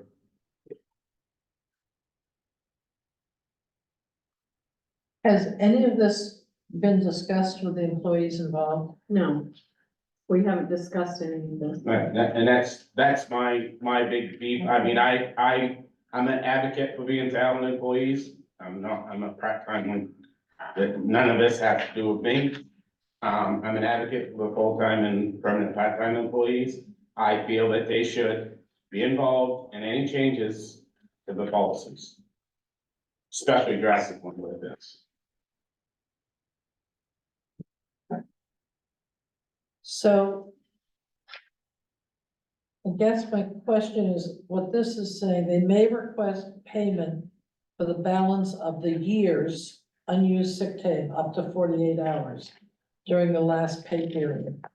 So it does sound as though currently there is some 48 hours of sick leave available Yeah, to the employee. seems like it. It does, as long as So we're still- if we're changing it. Now, I do remember the conversation when the prior town manager was leaving, that sick time had been written specifically into his contract. And therefore, we paid for time that we wouldn't necessarily pay someone else for. So whether that was a carryover balance, I don't remember. I remember that discussion it was written into the contract, which led me to believe it was different from what would normally be there. And it may be the amount of hours, I don't know. Yeah, so on the sick time thing is this portion of it. There's another portion where, I think it's above that. Where you could, give another employee 10 days of your sick Yeah, time. that's in here. Yeah. That's crossed out to be changed if I'm reading it right. There's something in here about, These are substantive changes. I would like, and I will request it one more time, for every select board member to receive a copy of the employee handbook in our boxes. I would like for all of us to have a chance to have that and look at it with this, and that I would further request that the full board be present, and that these changes, we can invite the employees to the next meeting so that they have their input as well. Bruce, what is crossed out is, there is currently a max 10-day donation. So we took out the maximum 10-day, so there was Could give no, more. so there, So you yeah. can do more, So so that that's you could fine to me, give I'm having a hard time reading it from. So you could actually give more. Okay, If you have I'm in agreement to that 100%, I just don't wanna see it go away, cause I know it's been used in the past. Yeah, I for- think it's important, because a lot of people, there are those situations where you have Yeah, someone who doesn't have the sick time available and other employees do, and other employees are willing to donate. Right. I've done that myself in previous Right, and positions it, to help someone else. and it's So I happened think here, that's and important. I do like taking the max away because. The 10 days isn't much. Right, the employees wanted to help more, but they couldn't because right, Right. they were bound by the 10 days. so. Right now, does our policy allow a cash out of vacation? I don't see that anywhere else. Okay. I thought someone. there. Okay.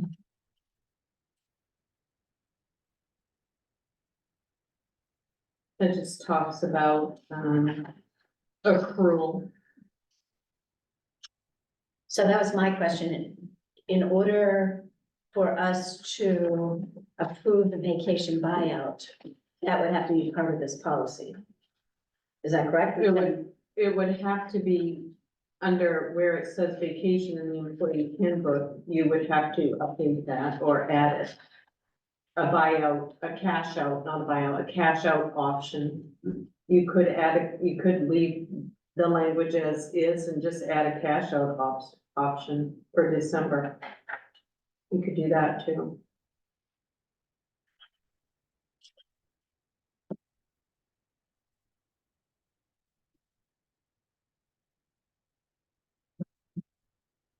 I guess the question is, does it make sense for us to approve the vacation buyout now and hold the rest? If this is something that we want to offer people right now, these 4 employees or 3 employees, not Nick, but. So, Carol was gonna say. Oh, yeah. I have no problem offering buyout, I guess. And it may be that we only have a few employees that are affected, and it may be they all would welcome this option.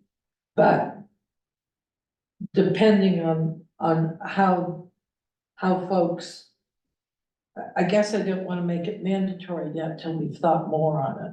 So if we wanna add it as an available option and then look at, do we change it for the next year so people have time to plan? I mean, a couple of these are fairly substantial amounts. Would that make a difference in tax bracket to someone? And we're right at year end. I mean, that's the Right. But it piece wouldn't that, be mandatory, it's just an option. well, that's what I'm saying. I mean, I don't have a problem if we do it as an option. But I don't want us to make it a policy that it has to be moving forward until we've looked more closely at it, I guess. I think I have, You can't really make it mandatory. no, I think It's just an option if an employee wants to. And do Do it. we have money in It the would be- budget to fund this? Yeah. Okay. if I may, I think I know what Carol's trying to say, and Carol, correct me if I'm saying it wrong. So I think what Carol's saying, she kind of like to give the employees that can receive that this year, giving it kind of a chance for them to use it this year, but not change the policy for here out, just do a temporary like amendment to the policy for the remainder of December. Am I understanding that right? Well, I'm just saying, make it as an option, and then if next year we wanna say, this is our policy, and quote, you will need to cash out. If we decide to take that step, we just take a little more time considering it. You wouldn't wanna do that. People into a You cash. wouldn't- You wouldn't want to do that. So what It's you an normally option. do is you say. Would be you- required. Right, an You option, not a can't, you requirement. can't, you can't do it as a Can cash requirement. Yeah, I'm just saying, I just don't want us to. It's just an option if somebody wants to do that in the month of December for a little extra Christmas cash. And they fit the criteria, right? They qualify, then they could do that, but they don't have to. Right. And I have no Keep problem Their with vacation. offering an option, as long as we can fund it, which we can. Peter, So I like this idea. I think it's a wonderful way to go, to have that option available, for the vacation buyout. As I was looking at it, I was thinking about examples, like, okay, if I've got to keep 40 on the books and I've got 42, then okay, maybe I'm not gonna do much with it. Right. But if I'm with the other person that's got, 160 hours on the books and, I want to keep 40, well, 120 hours in my pockets, that's worth something. No, you can only cash out up to 80. I'm sorry, so, Right, I'm sorry, yes, so 80, I was excited. that protects the town a little bit, so you don't have this huge amount. Right, so 80, still 80 hours of cash in my pocket, that's pretty nice right around Christmas when you It think is. about stuff. So I like the idea, I'm wondering about process, right? Like, how do we go about it in the best way possible if it's a policy change that people don't yet know about? I'm new to this, so I'm not sure how it should work necessarily. I want to make sure that expectations are level set early and that people understand what it means. So that's what I'm coming from. And this doesn't totally solve our unfunded liability, No, it doesn't. okay? Because that's something, because there are other people, if they left, may not meet this criteria, but still have money that You're absolutely right. they would be paid, so I think we still need to either put a certain amount into a fund so it's there. Yeah, I don't think- $10,000 into a special account that sits there. Have we ever had anything set up for, payout when there's No. separation of service for vacation time? And last year when we had that situation, because we had a period of time without a full-time town manager, we did have sufficient monies in the budget to meet that. Right. But had we had a replacement immediately, we wouldn't have had it in the budget. So that's why I think we need to, and I don't know what the number is, if we put 10,000 in undesignated, undesignated money into a fund to take care of that unfunded liability, should it occur with employees that don't meet this guideline, that we at least have planned for it. And that just, and maybe we can look at, we look at it each year and say, we've got a potential for 36,000, we've got 10, is that enough, or do we wanna put another 10 in the next year? Mhm. But just so that we know that we're being fiscally responsible in Mhm. funding that, so.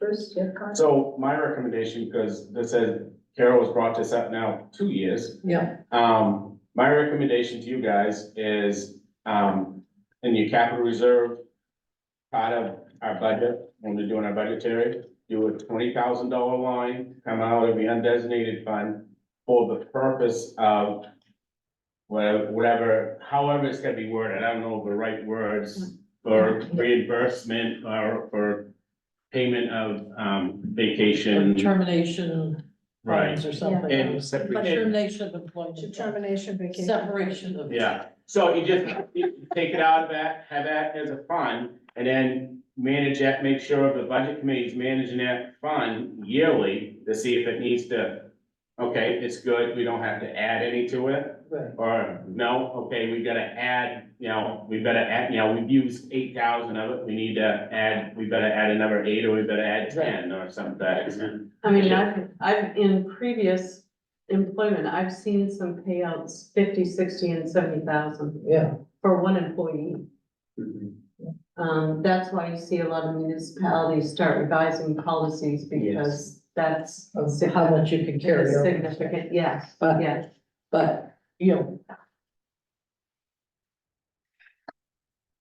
So if you don't mind, I like Bruce's idea in that that's a budgetary mechanism. I still, and I think it's great. I think we need to have policy revision and some process to get there to keep some language in here, which you've done. Thank you very much, Lorna, for the revisions and the suggestions for this, to introduce that. So somehow we have to make that all happen.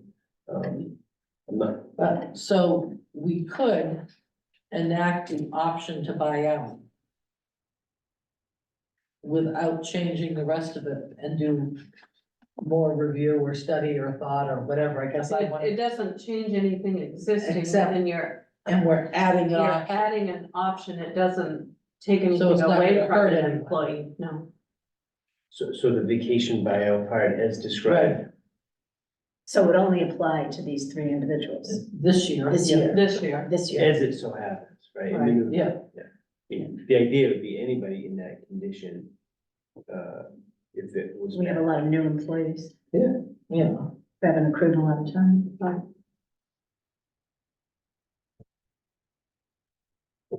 Okay, And so if you don't mind, one last question. So by doing this, would that help alleviate concerns about unfunded mandates that would help you feel more comfortable at this time if we did this? Because otherwise, if we had a mass exodus of these three people and, cash going out the door, I think it starts to help us with the unfunded liability until we have an account set up. But it also is good, it's kind of nice for an employee to be able to cash out 20, 30, 40, 50 hours in December and get a little extra cash for Christmas. Everybody likes, if people qualify, they really do like to do that. They do. Or they have that option, they don't have to do it.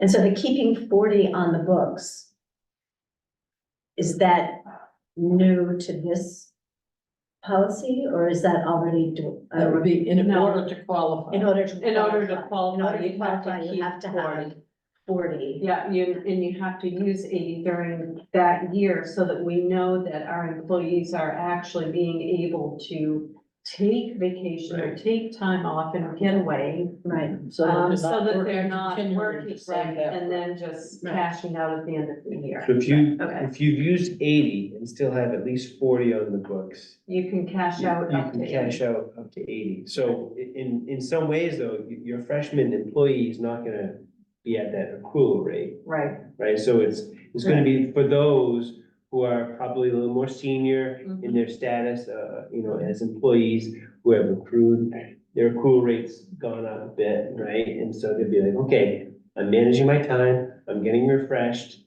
by taking my time off when I need to, right? But I still happen to have some time left on the books. Oh yeah, by the way, here's some cash, because I can. I'm gonna go to Aruba. All right, yeah. Hey, this summer, go someplace warm, right? Well, they could, right? Okay. So, I mean, I'm comfortable moving ahead with the vacation buyout.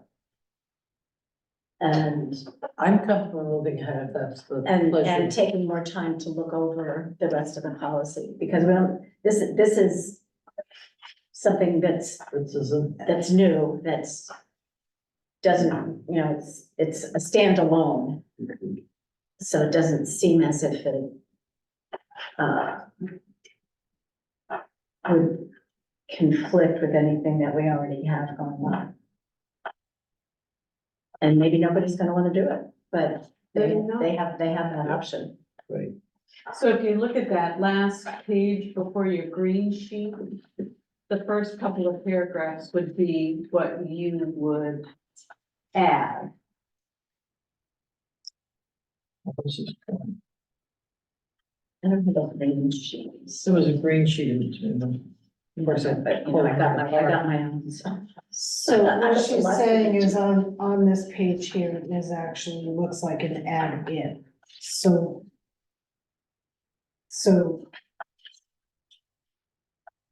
So that piece would come out temporarily, because it would not be a change to the policy, it would be, You're actually adding that.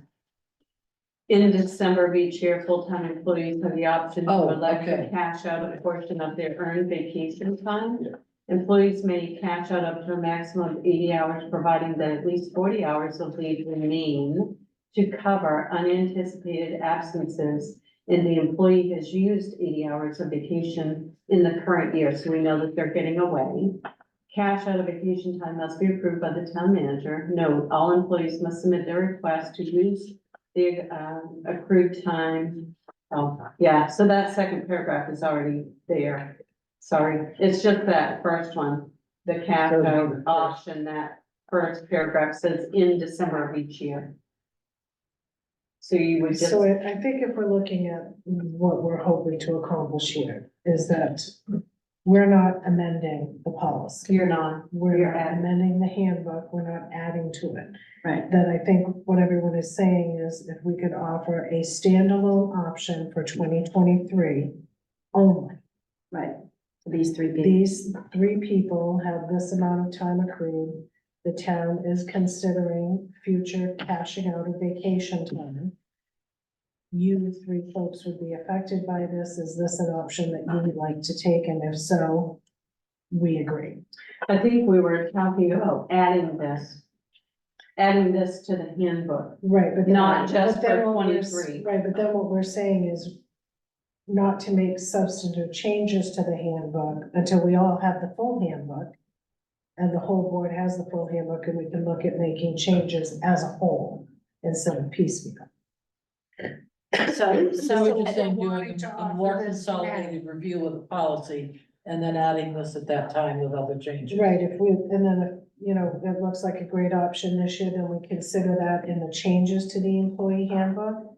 But that for 2023, we would offer this as a one-time We have And been not making that we updates to care. the handbook all year, actually. I've been bringing things forward. I understand that. But I mean, Why I'm maybe, asking- maybe Okay, what we so Can we maybe all we could just just- have the handbook? Yeah, but Can maybe we we just can have the whole one? I don't know why it's an issue, but can we just have the whole handbook as it stands now? We should have that. And I went all through my town of Belgrade stuff and I don't have it. And I, honest to God, am tired of asking for things and being ignored. I haven't been asked for it. No, not for the employee handbook. You have not. But so I am requesting on behalf of the board that we all get the employee handbook, the whole handbook, not just piecemeal. And then when we look to make substantive changes to it, we have the whole document. I think if we're not doing that, we're not doing our job. I would say if we're going to do that, let's give ourselves a deadline that we make that review done by first quarter, the end of first quarter. So that we're not, we don't drag it out throughout the year. Yeah, Agreed. absolutely. Right, but can we approve this, We these can- two paragraphs It's just one paragraph. It's just one with a paragraph, note? the one below. I would say no. I mean, if Because what we're not makes, making makes substantive people changes, I'm saying comfortable is is we we do make- this on 1 year and then do the whole thing in the first quarter of next year. That's what I'm saying. And is that we makes just everyone make a comfortable, motion then now I can live with that. to offer this option to these employees that it could affect if they wish to do so. Just a standalone offer. And then we consider incorporating it into the handbook when we do the full handbook review. Does that work? It's up to the board to make that decision. I'm bringing forth changes I think are good. Yeah, And I so think it it is is up good. to the board. okay, So I make a motion that the town of Belgrade offer the municipal employees, and we could offer it across the board and only those who actually qualify. But the town of Belgrade offers to its municipal employees the option of a cash out of any their remaining It's this vacation paragraph. time it's this paragraph. that exceeds 40 hours. It's in the, Yeah. it's the top paragraph where it lists the holidays on the, right, I think it's that page in your hand, Melanie. Right, but we're not gonna have in December of each So year. December, it would say in December of 2023. So I would say the town of Belgrade extends an offer to full-time employees to have the option to elect to cash out a portion of their earned vacation time.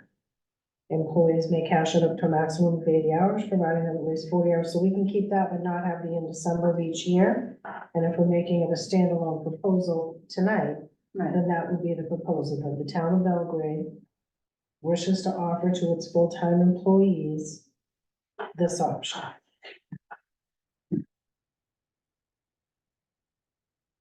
I'll second that. okay, all in favor? Naomi, Yes. Peter, Yes, Carol, Yes, I'm a yes. huh? I'm voting yes, so 4 yeses. Yes, 4 yeses, 4 yeses. 4 yeses. Okay, So we're then can we making a just put on our hot list that we want to look at the employee handbook to Yes. get yes, any, so we can incorporate this maybe no later than March 31st, yes. 24. I mean, we don't need to vote Well, on we it, just may that we want to have go, that consensus. we're gonna be going through town meeting in March, so we're gonna want to make sure that this is, if we're gonna take this up and we're gonna make substantive changes, that perhaps we do it by the end of the second quarter, which gives us a chance to get through town meeting and all of the budgeting and the work process, and then we tackle the next big thing. it might not take us that long, I mean, Right, but that's safe. Right, That's a safe way. by the end of the second quarter. okay, if we can do it sooner, so much the better. Great, yeah, I can certainly work on that. Okay, harassment and bullying policy updates. So this was to incorporate George Seal's suggestions. Correct, yes, I pulled George's email and went through the current policy, updated, and then I had Mary review and she found some spots to add. The additional language of committee member, elected or appointed officials, so she and I went back and forth and made sure that that appeared in all places that it places. should. So I think what you're looking at is a good update to reflect not only the do these apply to employees, but they apply to committee members and elected or appointed officials. Right. So that everyone falls under that. And I like at the very end where it, or, yeah, at the end where it says, acting in the course and scope of employment or service to the town, and that makes it clear. Yes, that- Really. Yes, Yeah. anyone acting on behalf of the town, representing the town. Right, yeah. So I have a question, are we in a position to help make sure that all these people, committee members, elected or appointed officials, are trained in knowing what this behavior is all about? I mean, basically, I'm asking about, how do we make sure they, or try to help people get educated in this so that they don't violate the laws? Right, so only employees right now are getting training. The committee members have received the policy and they have signed off that they've received it and read it and understand it and agree to abide by it. But there's been no active plan going forward for training for committee members and or elected or appointed officials.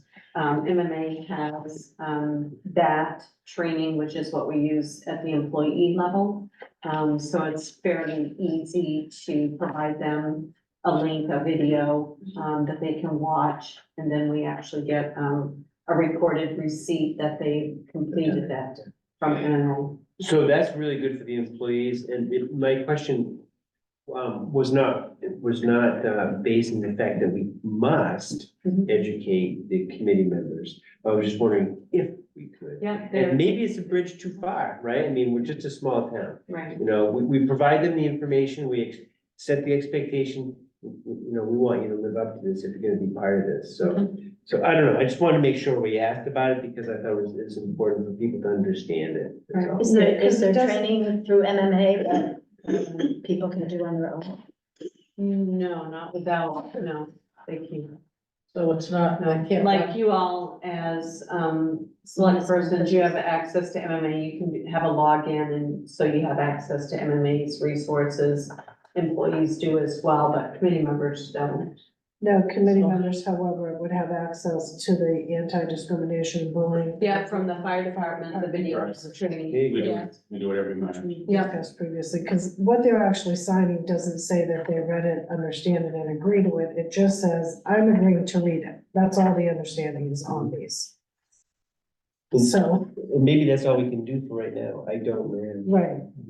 So it just says, I agree to read it. So, Yeah. are we handing one of those out when they're sworn in?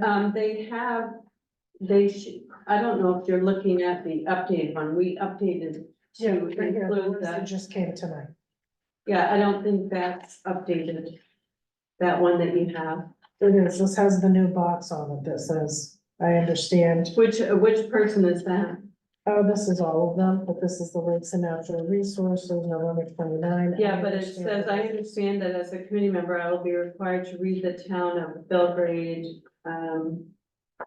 harassment and discrimination policy. I think the updated form, Oh, there's one for Jared. It says anti-harassment, discrimination and workplace bullying. So that's the. so I will be required to read the town of Belgrade harassment. So that's what the new one says, is that, Okay, so there I are. would, yeah, think, so it's, the new one is updated to include, workplace bullying prevention. So I guess kind of a two-part question.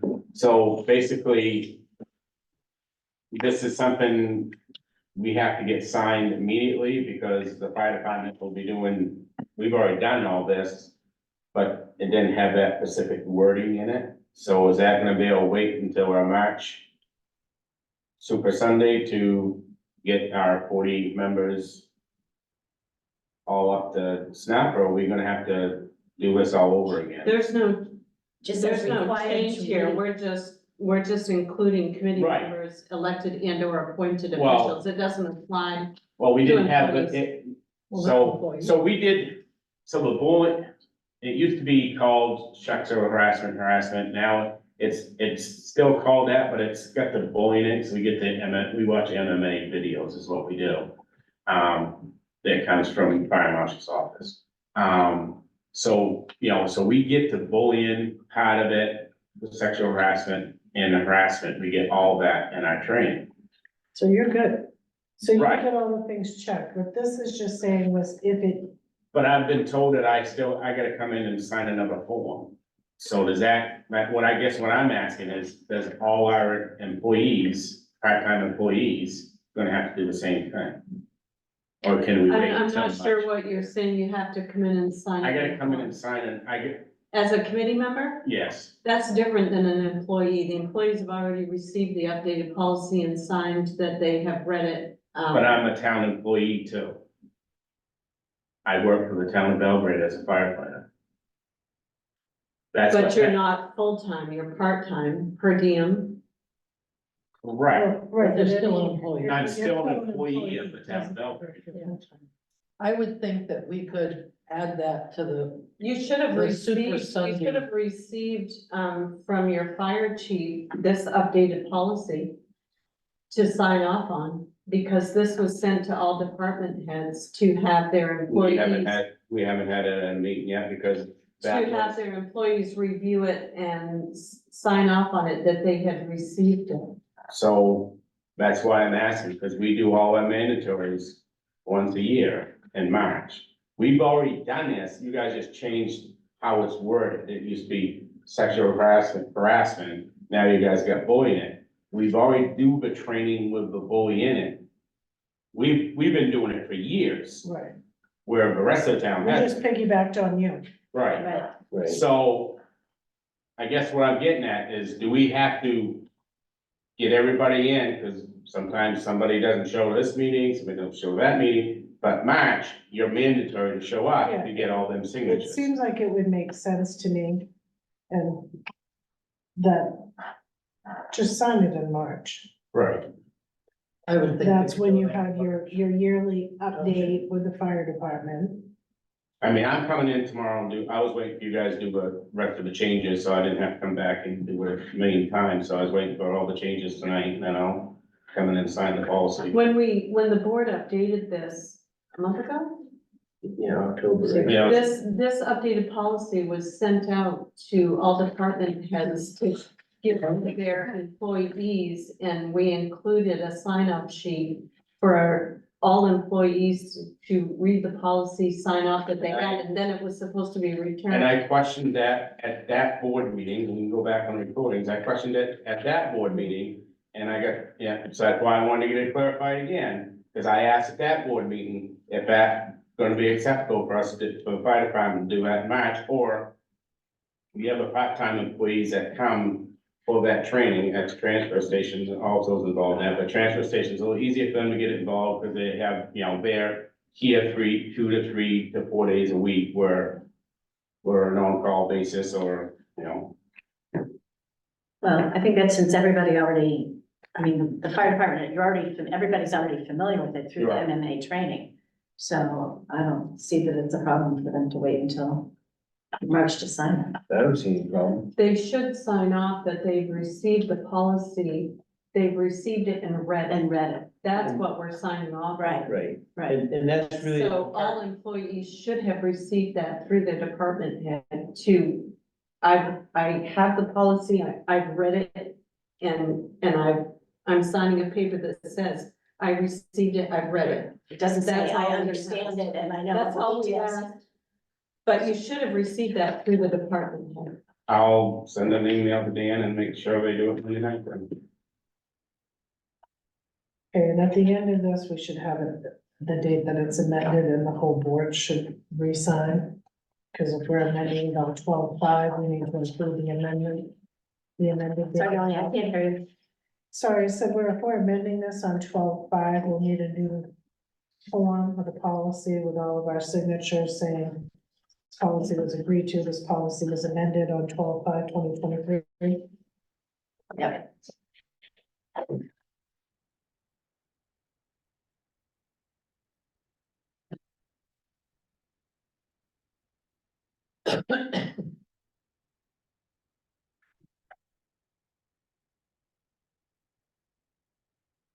So do we need a So, motion? yeah, so let's have a motion. I make a motion that we approve the amendments to the terminology. To the Town of Belgrade's anti-harassment, discrimination, and workplace bullying and prevention policy. I'll second that. All in favor, Melanie, Yes. Peter, Yes. Carol? Yeah. All right, yes, 4 yeses.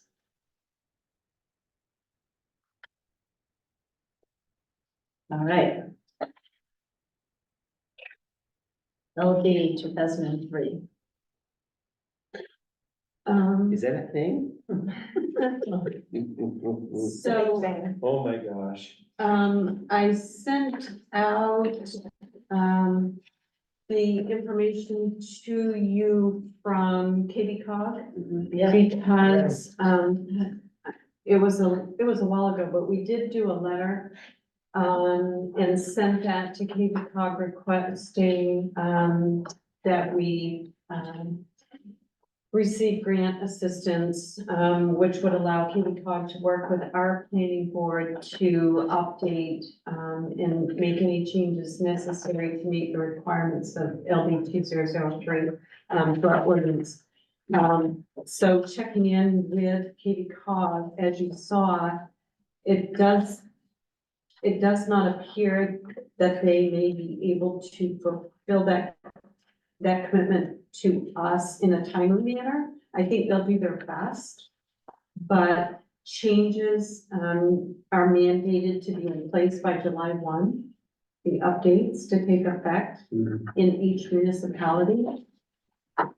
So if it would be good for the board to consider, asking the planning board to start work on what they think should be changed, even a bullet list, so that if Katie Cog comes in last minute, that they would have something that would be, helpful to streamline things, make it quicker. If we wanted to put something before voters, because it would have to be, voter approved, any ordinance change, as you know. We could do that in March. If it didn't pass, we would also have June, to make any adjustments and put it back out there again in order to meet that July 1 deadline. That passes in March, we'd be good to go. Or, give them a bit of extra time and not do March, but do it in June on a separate ballot. So just some thoughts, just to try to keep us in compliance and to help move things along. You have So to back, have the warrant for March ready in mid-January. Correct. So it's not, to me, it's not realistic to try and get the March thing done, from my perspective. Yeah, I was gonna June say, would be better. Yeah, as much as I would like to, and I can't predict what the schedule is like for the planning board, but sometimes winter can be surprisingly busy. yeah. Sometimes, depends on the economy and all I that. mean, I think it's fair to ask them to Yes, be thinking yes. through it, and then maybe it's slow and they have a chance to do it, but I think it'd be- realistically, in 5 weeks that they're gonna have a warrant ready item is, it's unfair. To me, it's unfair to ask them. to do Yeah. that. If they could, that would be great. but Right, unless Katie Cog swoops in. Right. right, which I'm thinking that's doubtful at this point. Yeah. We're third on the list, so, but there's a funding problem. no, they've received their. Oh, they funding. have. They've received their funding. The issue is time and manpower, I think, on their part. because it can be a lengthy process dependent upon what the towns have, right, in place currently, what needs to be reviewed, what needs to be Right. updated, that sort of thing. Mhm. I would be in favor of asking the planning board if they could start thinking about this and developing a punch list of what would have to be changed based on what we know. And I'm gonna say for a June referendum to be in compliance with the July date. That would be my opinion. I don't know how the rest of the board feels like. I haven't been on the receiving end of this many times, and I felt the pressure and, I just wanna make sure that the team has enough time to do it right. Cause we know it's gonna touch several ordinances quite likely. And it gives you a chance, you don't miss it.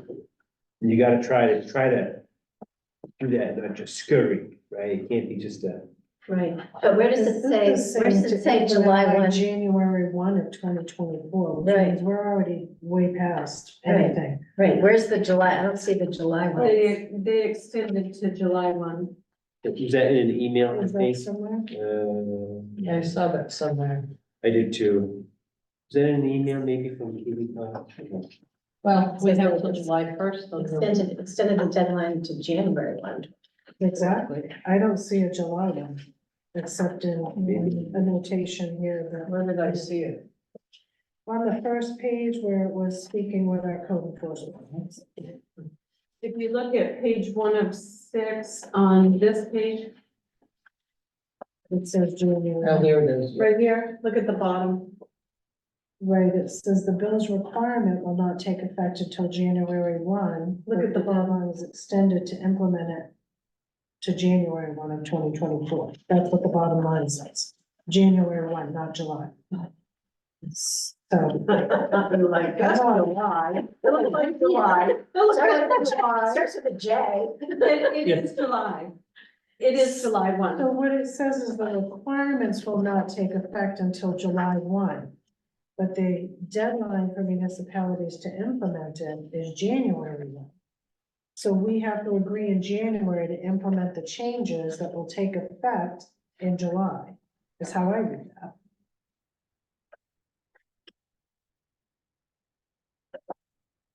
So we dropped the ball. No, because everybody's going to town meeting with their ordinances for July 1. Everybody's working. That's why Katie Cog is working with the towns it's agreed to work with. Does that make sense? It's July 1.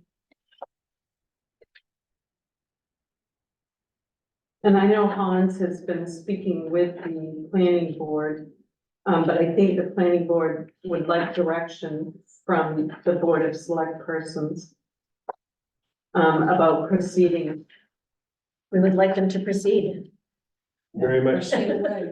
Proceed away. Yeah, I know George has reached out to Katie Cog as well. To see when they were going, check to see when they were going to be able to, come and help.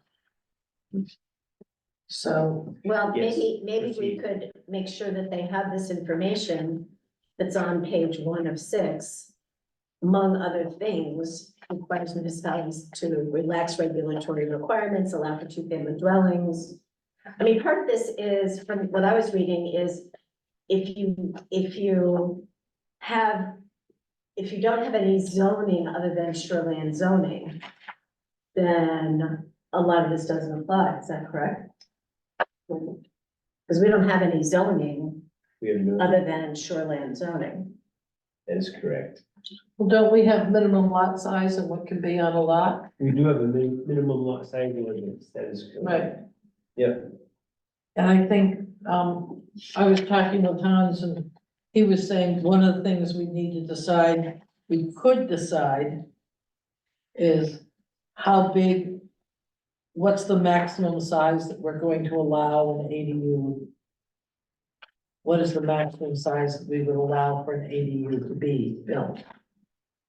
I So- think Hans has some ideas. He's He does been have some reviewing. ideas, Yeah. but you know, can it, you know, do we want it to be 600 square feet? Do we want it to be 800 square feet? Do we want to allow, I mean, Hans has been thinking through that because, I was talking to him about, you know, we got into a conversation on that the other day. So I think he's been thinking about it, and if what the planning board's looking for is for us to say, please do this as expeditiously as possible, I think we should tell them that and move on. Agreed. So do we need a motion for that, or do we? Can we just, the consensus of the board is to, In years I don't know if you Test the butter. I don't know if you necessarily need a motion. What do you think, Melanie? consensus would do Do you it. think, do you think we need you I need think a if we motion? just I don't ask think we- them instead of giving Yeah. them a mandate. Right, just, I mean, Yeah. encourage them to, or at it least was say, the discussed and board, it was a right, consensus. the board of select persons would like you to begin work on this and do what you can Do to as much speed as things up expeditiously or as whatever. possible. I mean, if the board of select persons would like them to do that, I know they will start on it. Yeah. They just, I think that they And that's on the. They would like discussion. some direction Thursday from night, you so. all, I think, is what I understood. Yes, please. So is proceed. is that direction enough? Is our request enough, or do they need anything more like, you know, I might suggest having something like feedback from them about how they're progressing by the end of January or February or something like that might be very helpful to keep some guardrails up on this. It might be helpful if one of you, Barbara, or maybe even Peter, spoke with Sarah. She's the chair of the planning board, on behalf of the board of select persons, and say, we discussed this and the board would very much like you to work on this, do what you Just in can, case. or, right? Yeah, If we get a bullet list, then without volunteering to get on the committee to do it with them. You feel comfortable? Would you like to come This is sit? not a Yeah. recall. from I'll be happy. Okay. And I'll let her know that there'll be something coming from the town manager on behalf of the select board to be working on it, but at least they can let her know that this is something you working on. Yep, we got it. Okay, All right, warrants. warrants. Yay. We're getting there.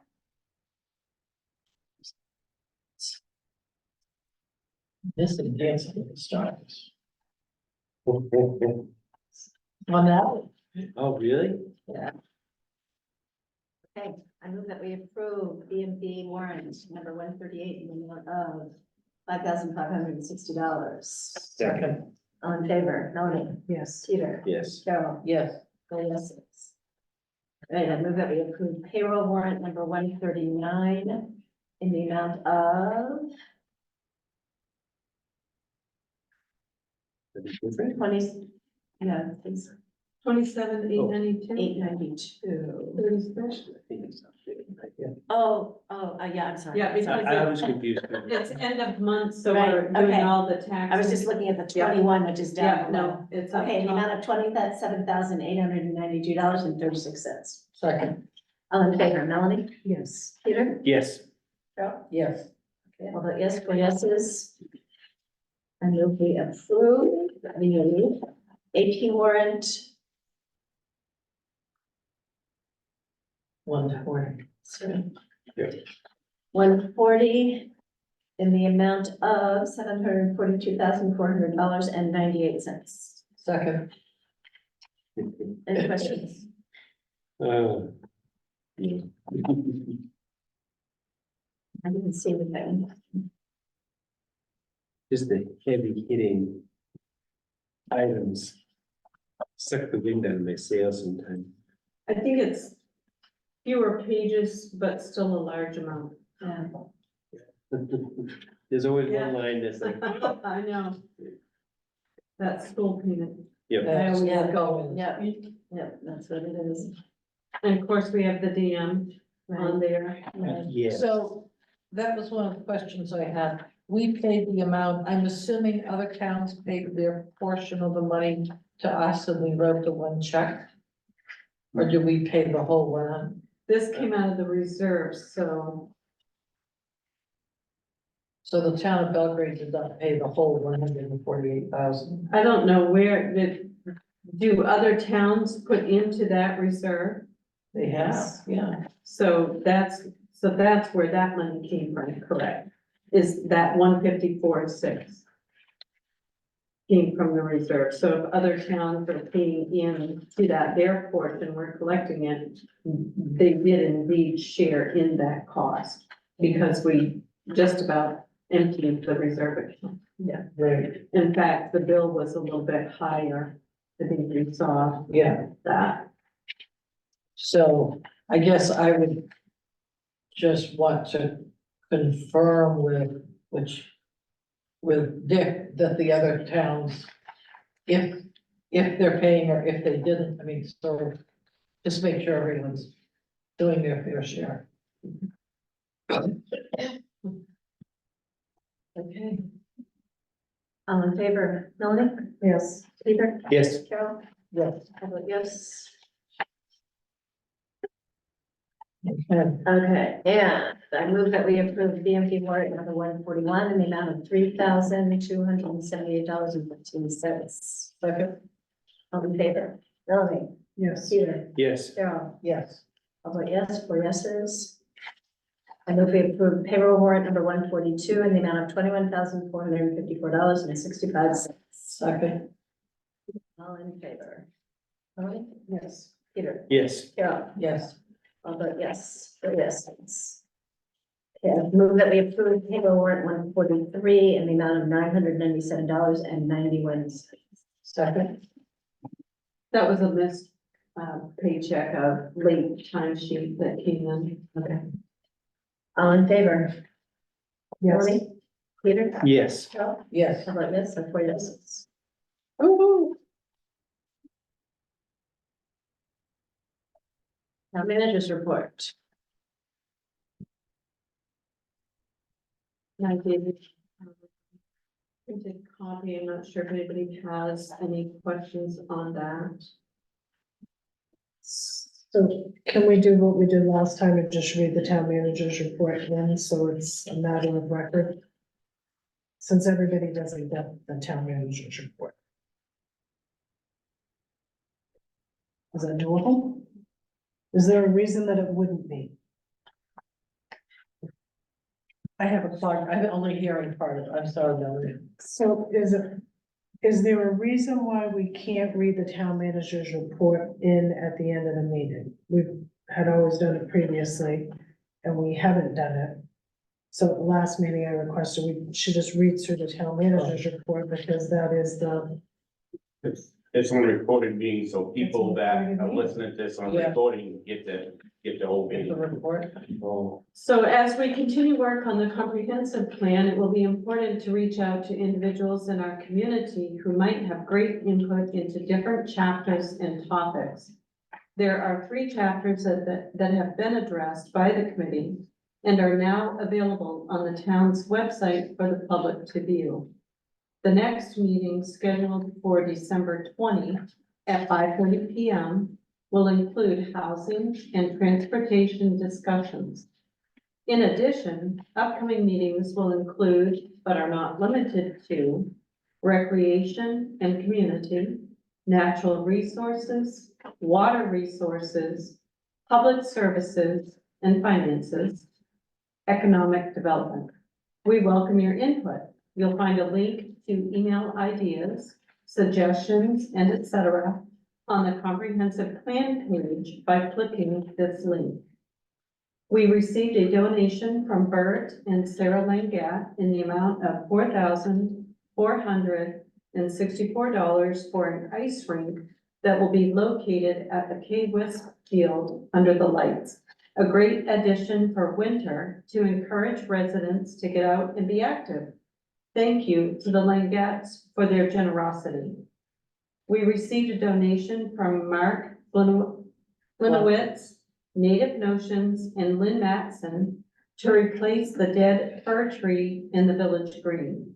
The new tree is 14 feet in height and moved to a slightly different location than the old tree, which was located in a dip, which proved to be too wet and ultimately killed the tree.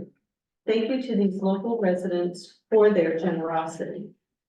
The state will be installing 2 fixed speed radar signs in the coming months. These are free to the town.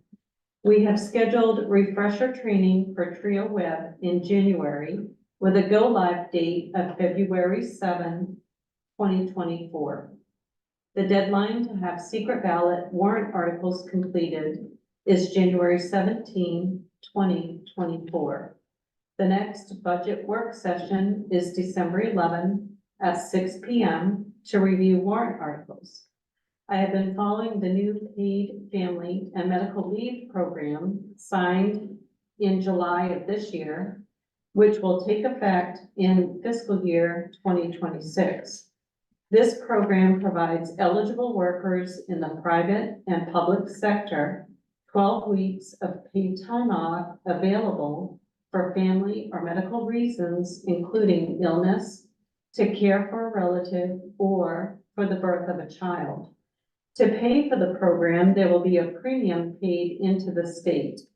Beginning January 1, 2025, the premium may not be more than a combined rate of 1% of wages up to the federal Social Security wage base. The premium rate will be adjusted annually for inflation starting in 2028. Employers with 15 or more employees pay 100% of the premium, but may deduct up to 50% from employees' wages. Employers with fewer than 15 employees may deduct 50% of the premium from employees' wages, but are not required to pay the remaining 50%. Covered wages are defined as actual compensation paid to an employee for the performance of services. They have not begun rulemaking yet. There are many questions and concerns from municipalities. Additional information at this link. Colin Clark of Maine DEP will attend a planning board meeting in early 2024 to provide some training for members and to answer questions they may have. This might be a meeting you would want to consider attending. We know what the link is. I don't. So for the board, thank you for reading this through. For the board, I know Colin is a great guy.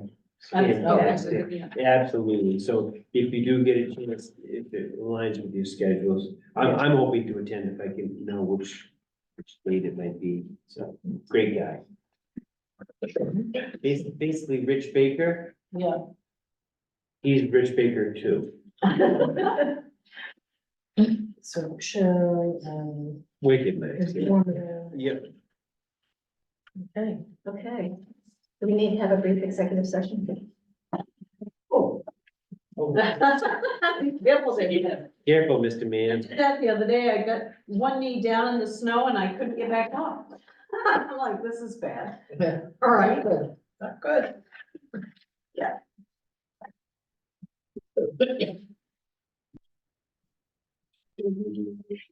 We do. Oh, brief. Just briefly. Briefly. Very good. Night. Thank you. Do you want to start that, Chuck?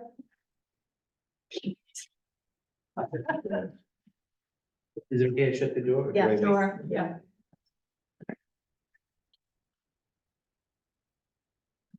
So I move that we exit the regular meeting at 9:25 p.m.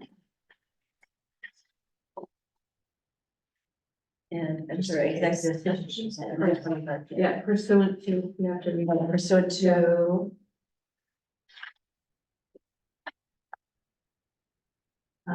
one MRSA 405 and 6A. Second. Personnel model. Personnel. All in favor, Melanie? Yes. Peter? Yes. No, Yes. I'll vote yes. Okay. I move that we exit from executive session at 9:35 PM. I'll second that. All in favor? Yes. Peter? Yes. Yeah, 4 yeses, and I move that we re-enter the regular meeting at 9:35 PM. Awesome. Yeah. No, Peter? Yep. Yes, yes, 4 yeses.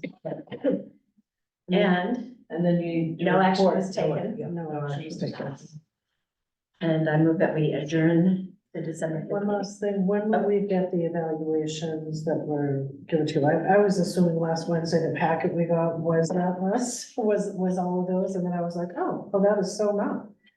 So when will the rest of the board be receiving those? Well, we've had a few latecomers. After we've summarized all the data and then more latecomers came in, so. And that was, is it what, last night or something? Right. So soon. So Dan had asked before, who's. But we need to fill out, we, the board, need to fill out the same form that we filled out. Yeah, so we need that, so we need these pieces, we need every evaluation form and then the summation of the data, not just a summary. Mhm. And then we need to follow up with ours, and Morgan needs to follow up with hers, and, you know, maybe we'll have it done by February, at the rate that we go. I think we should just essentially never give ourselves a deadline for that, because life gets in the way. Okay, Are we adjourned? I move we adjourn this Second. meeting. Second, all in favor? Yes. Yes. Okay, Yay. done. Okay, Thank you. we need to sign our lives away. Oh, that's I think I signed this. Okay, this Okay, is, well, I'll send this your way.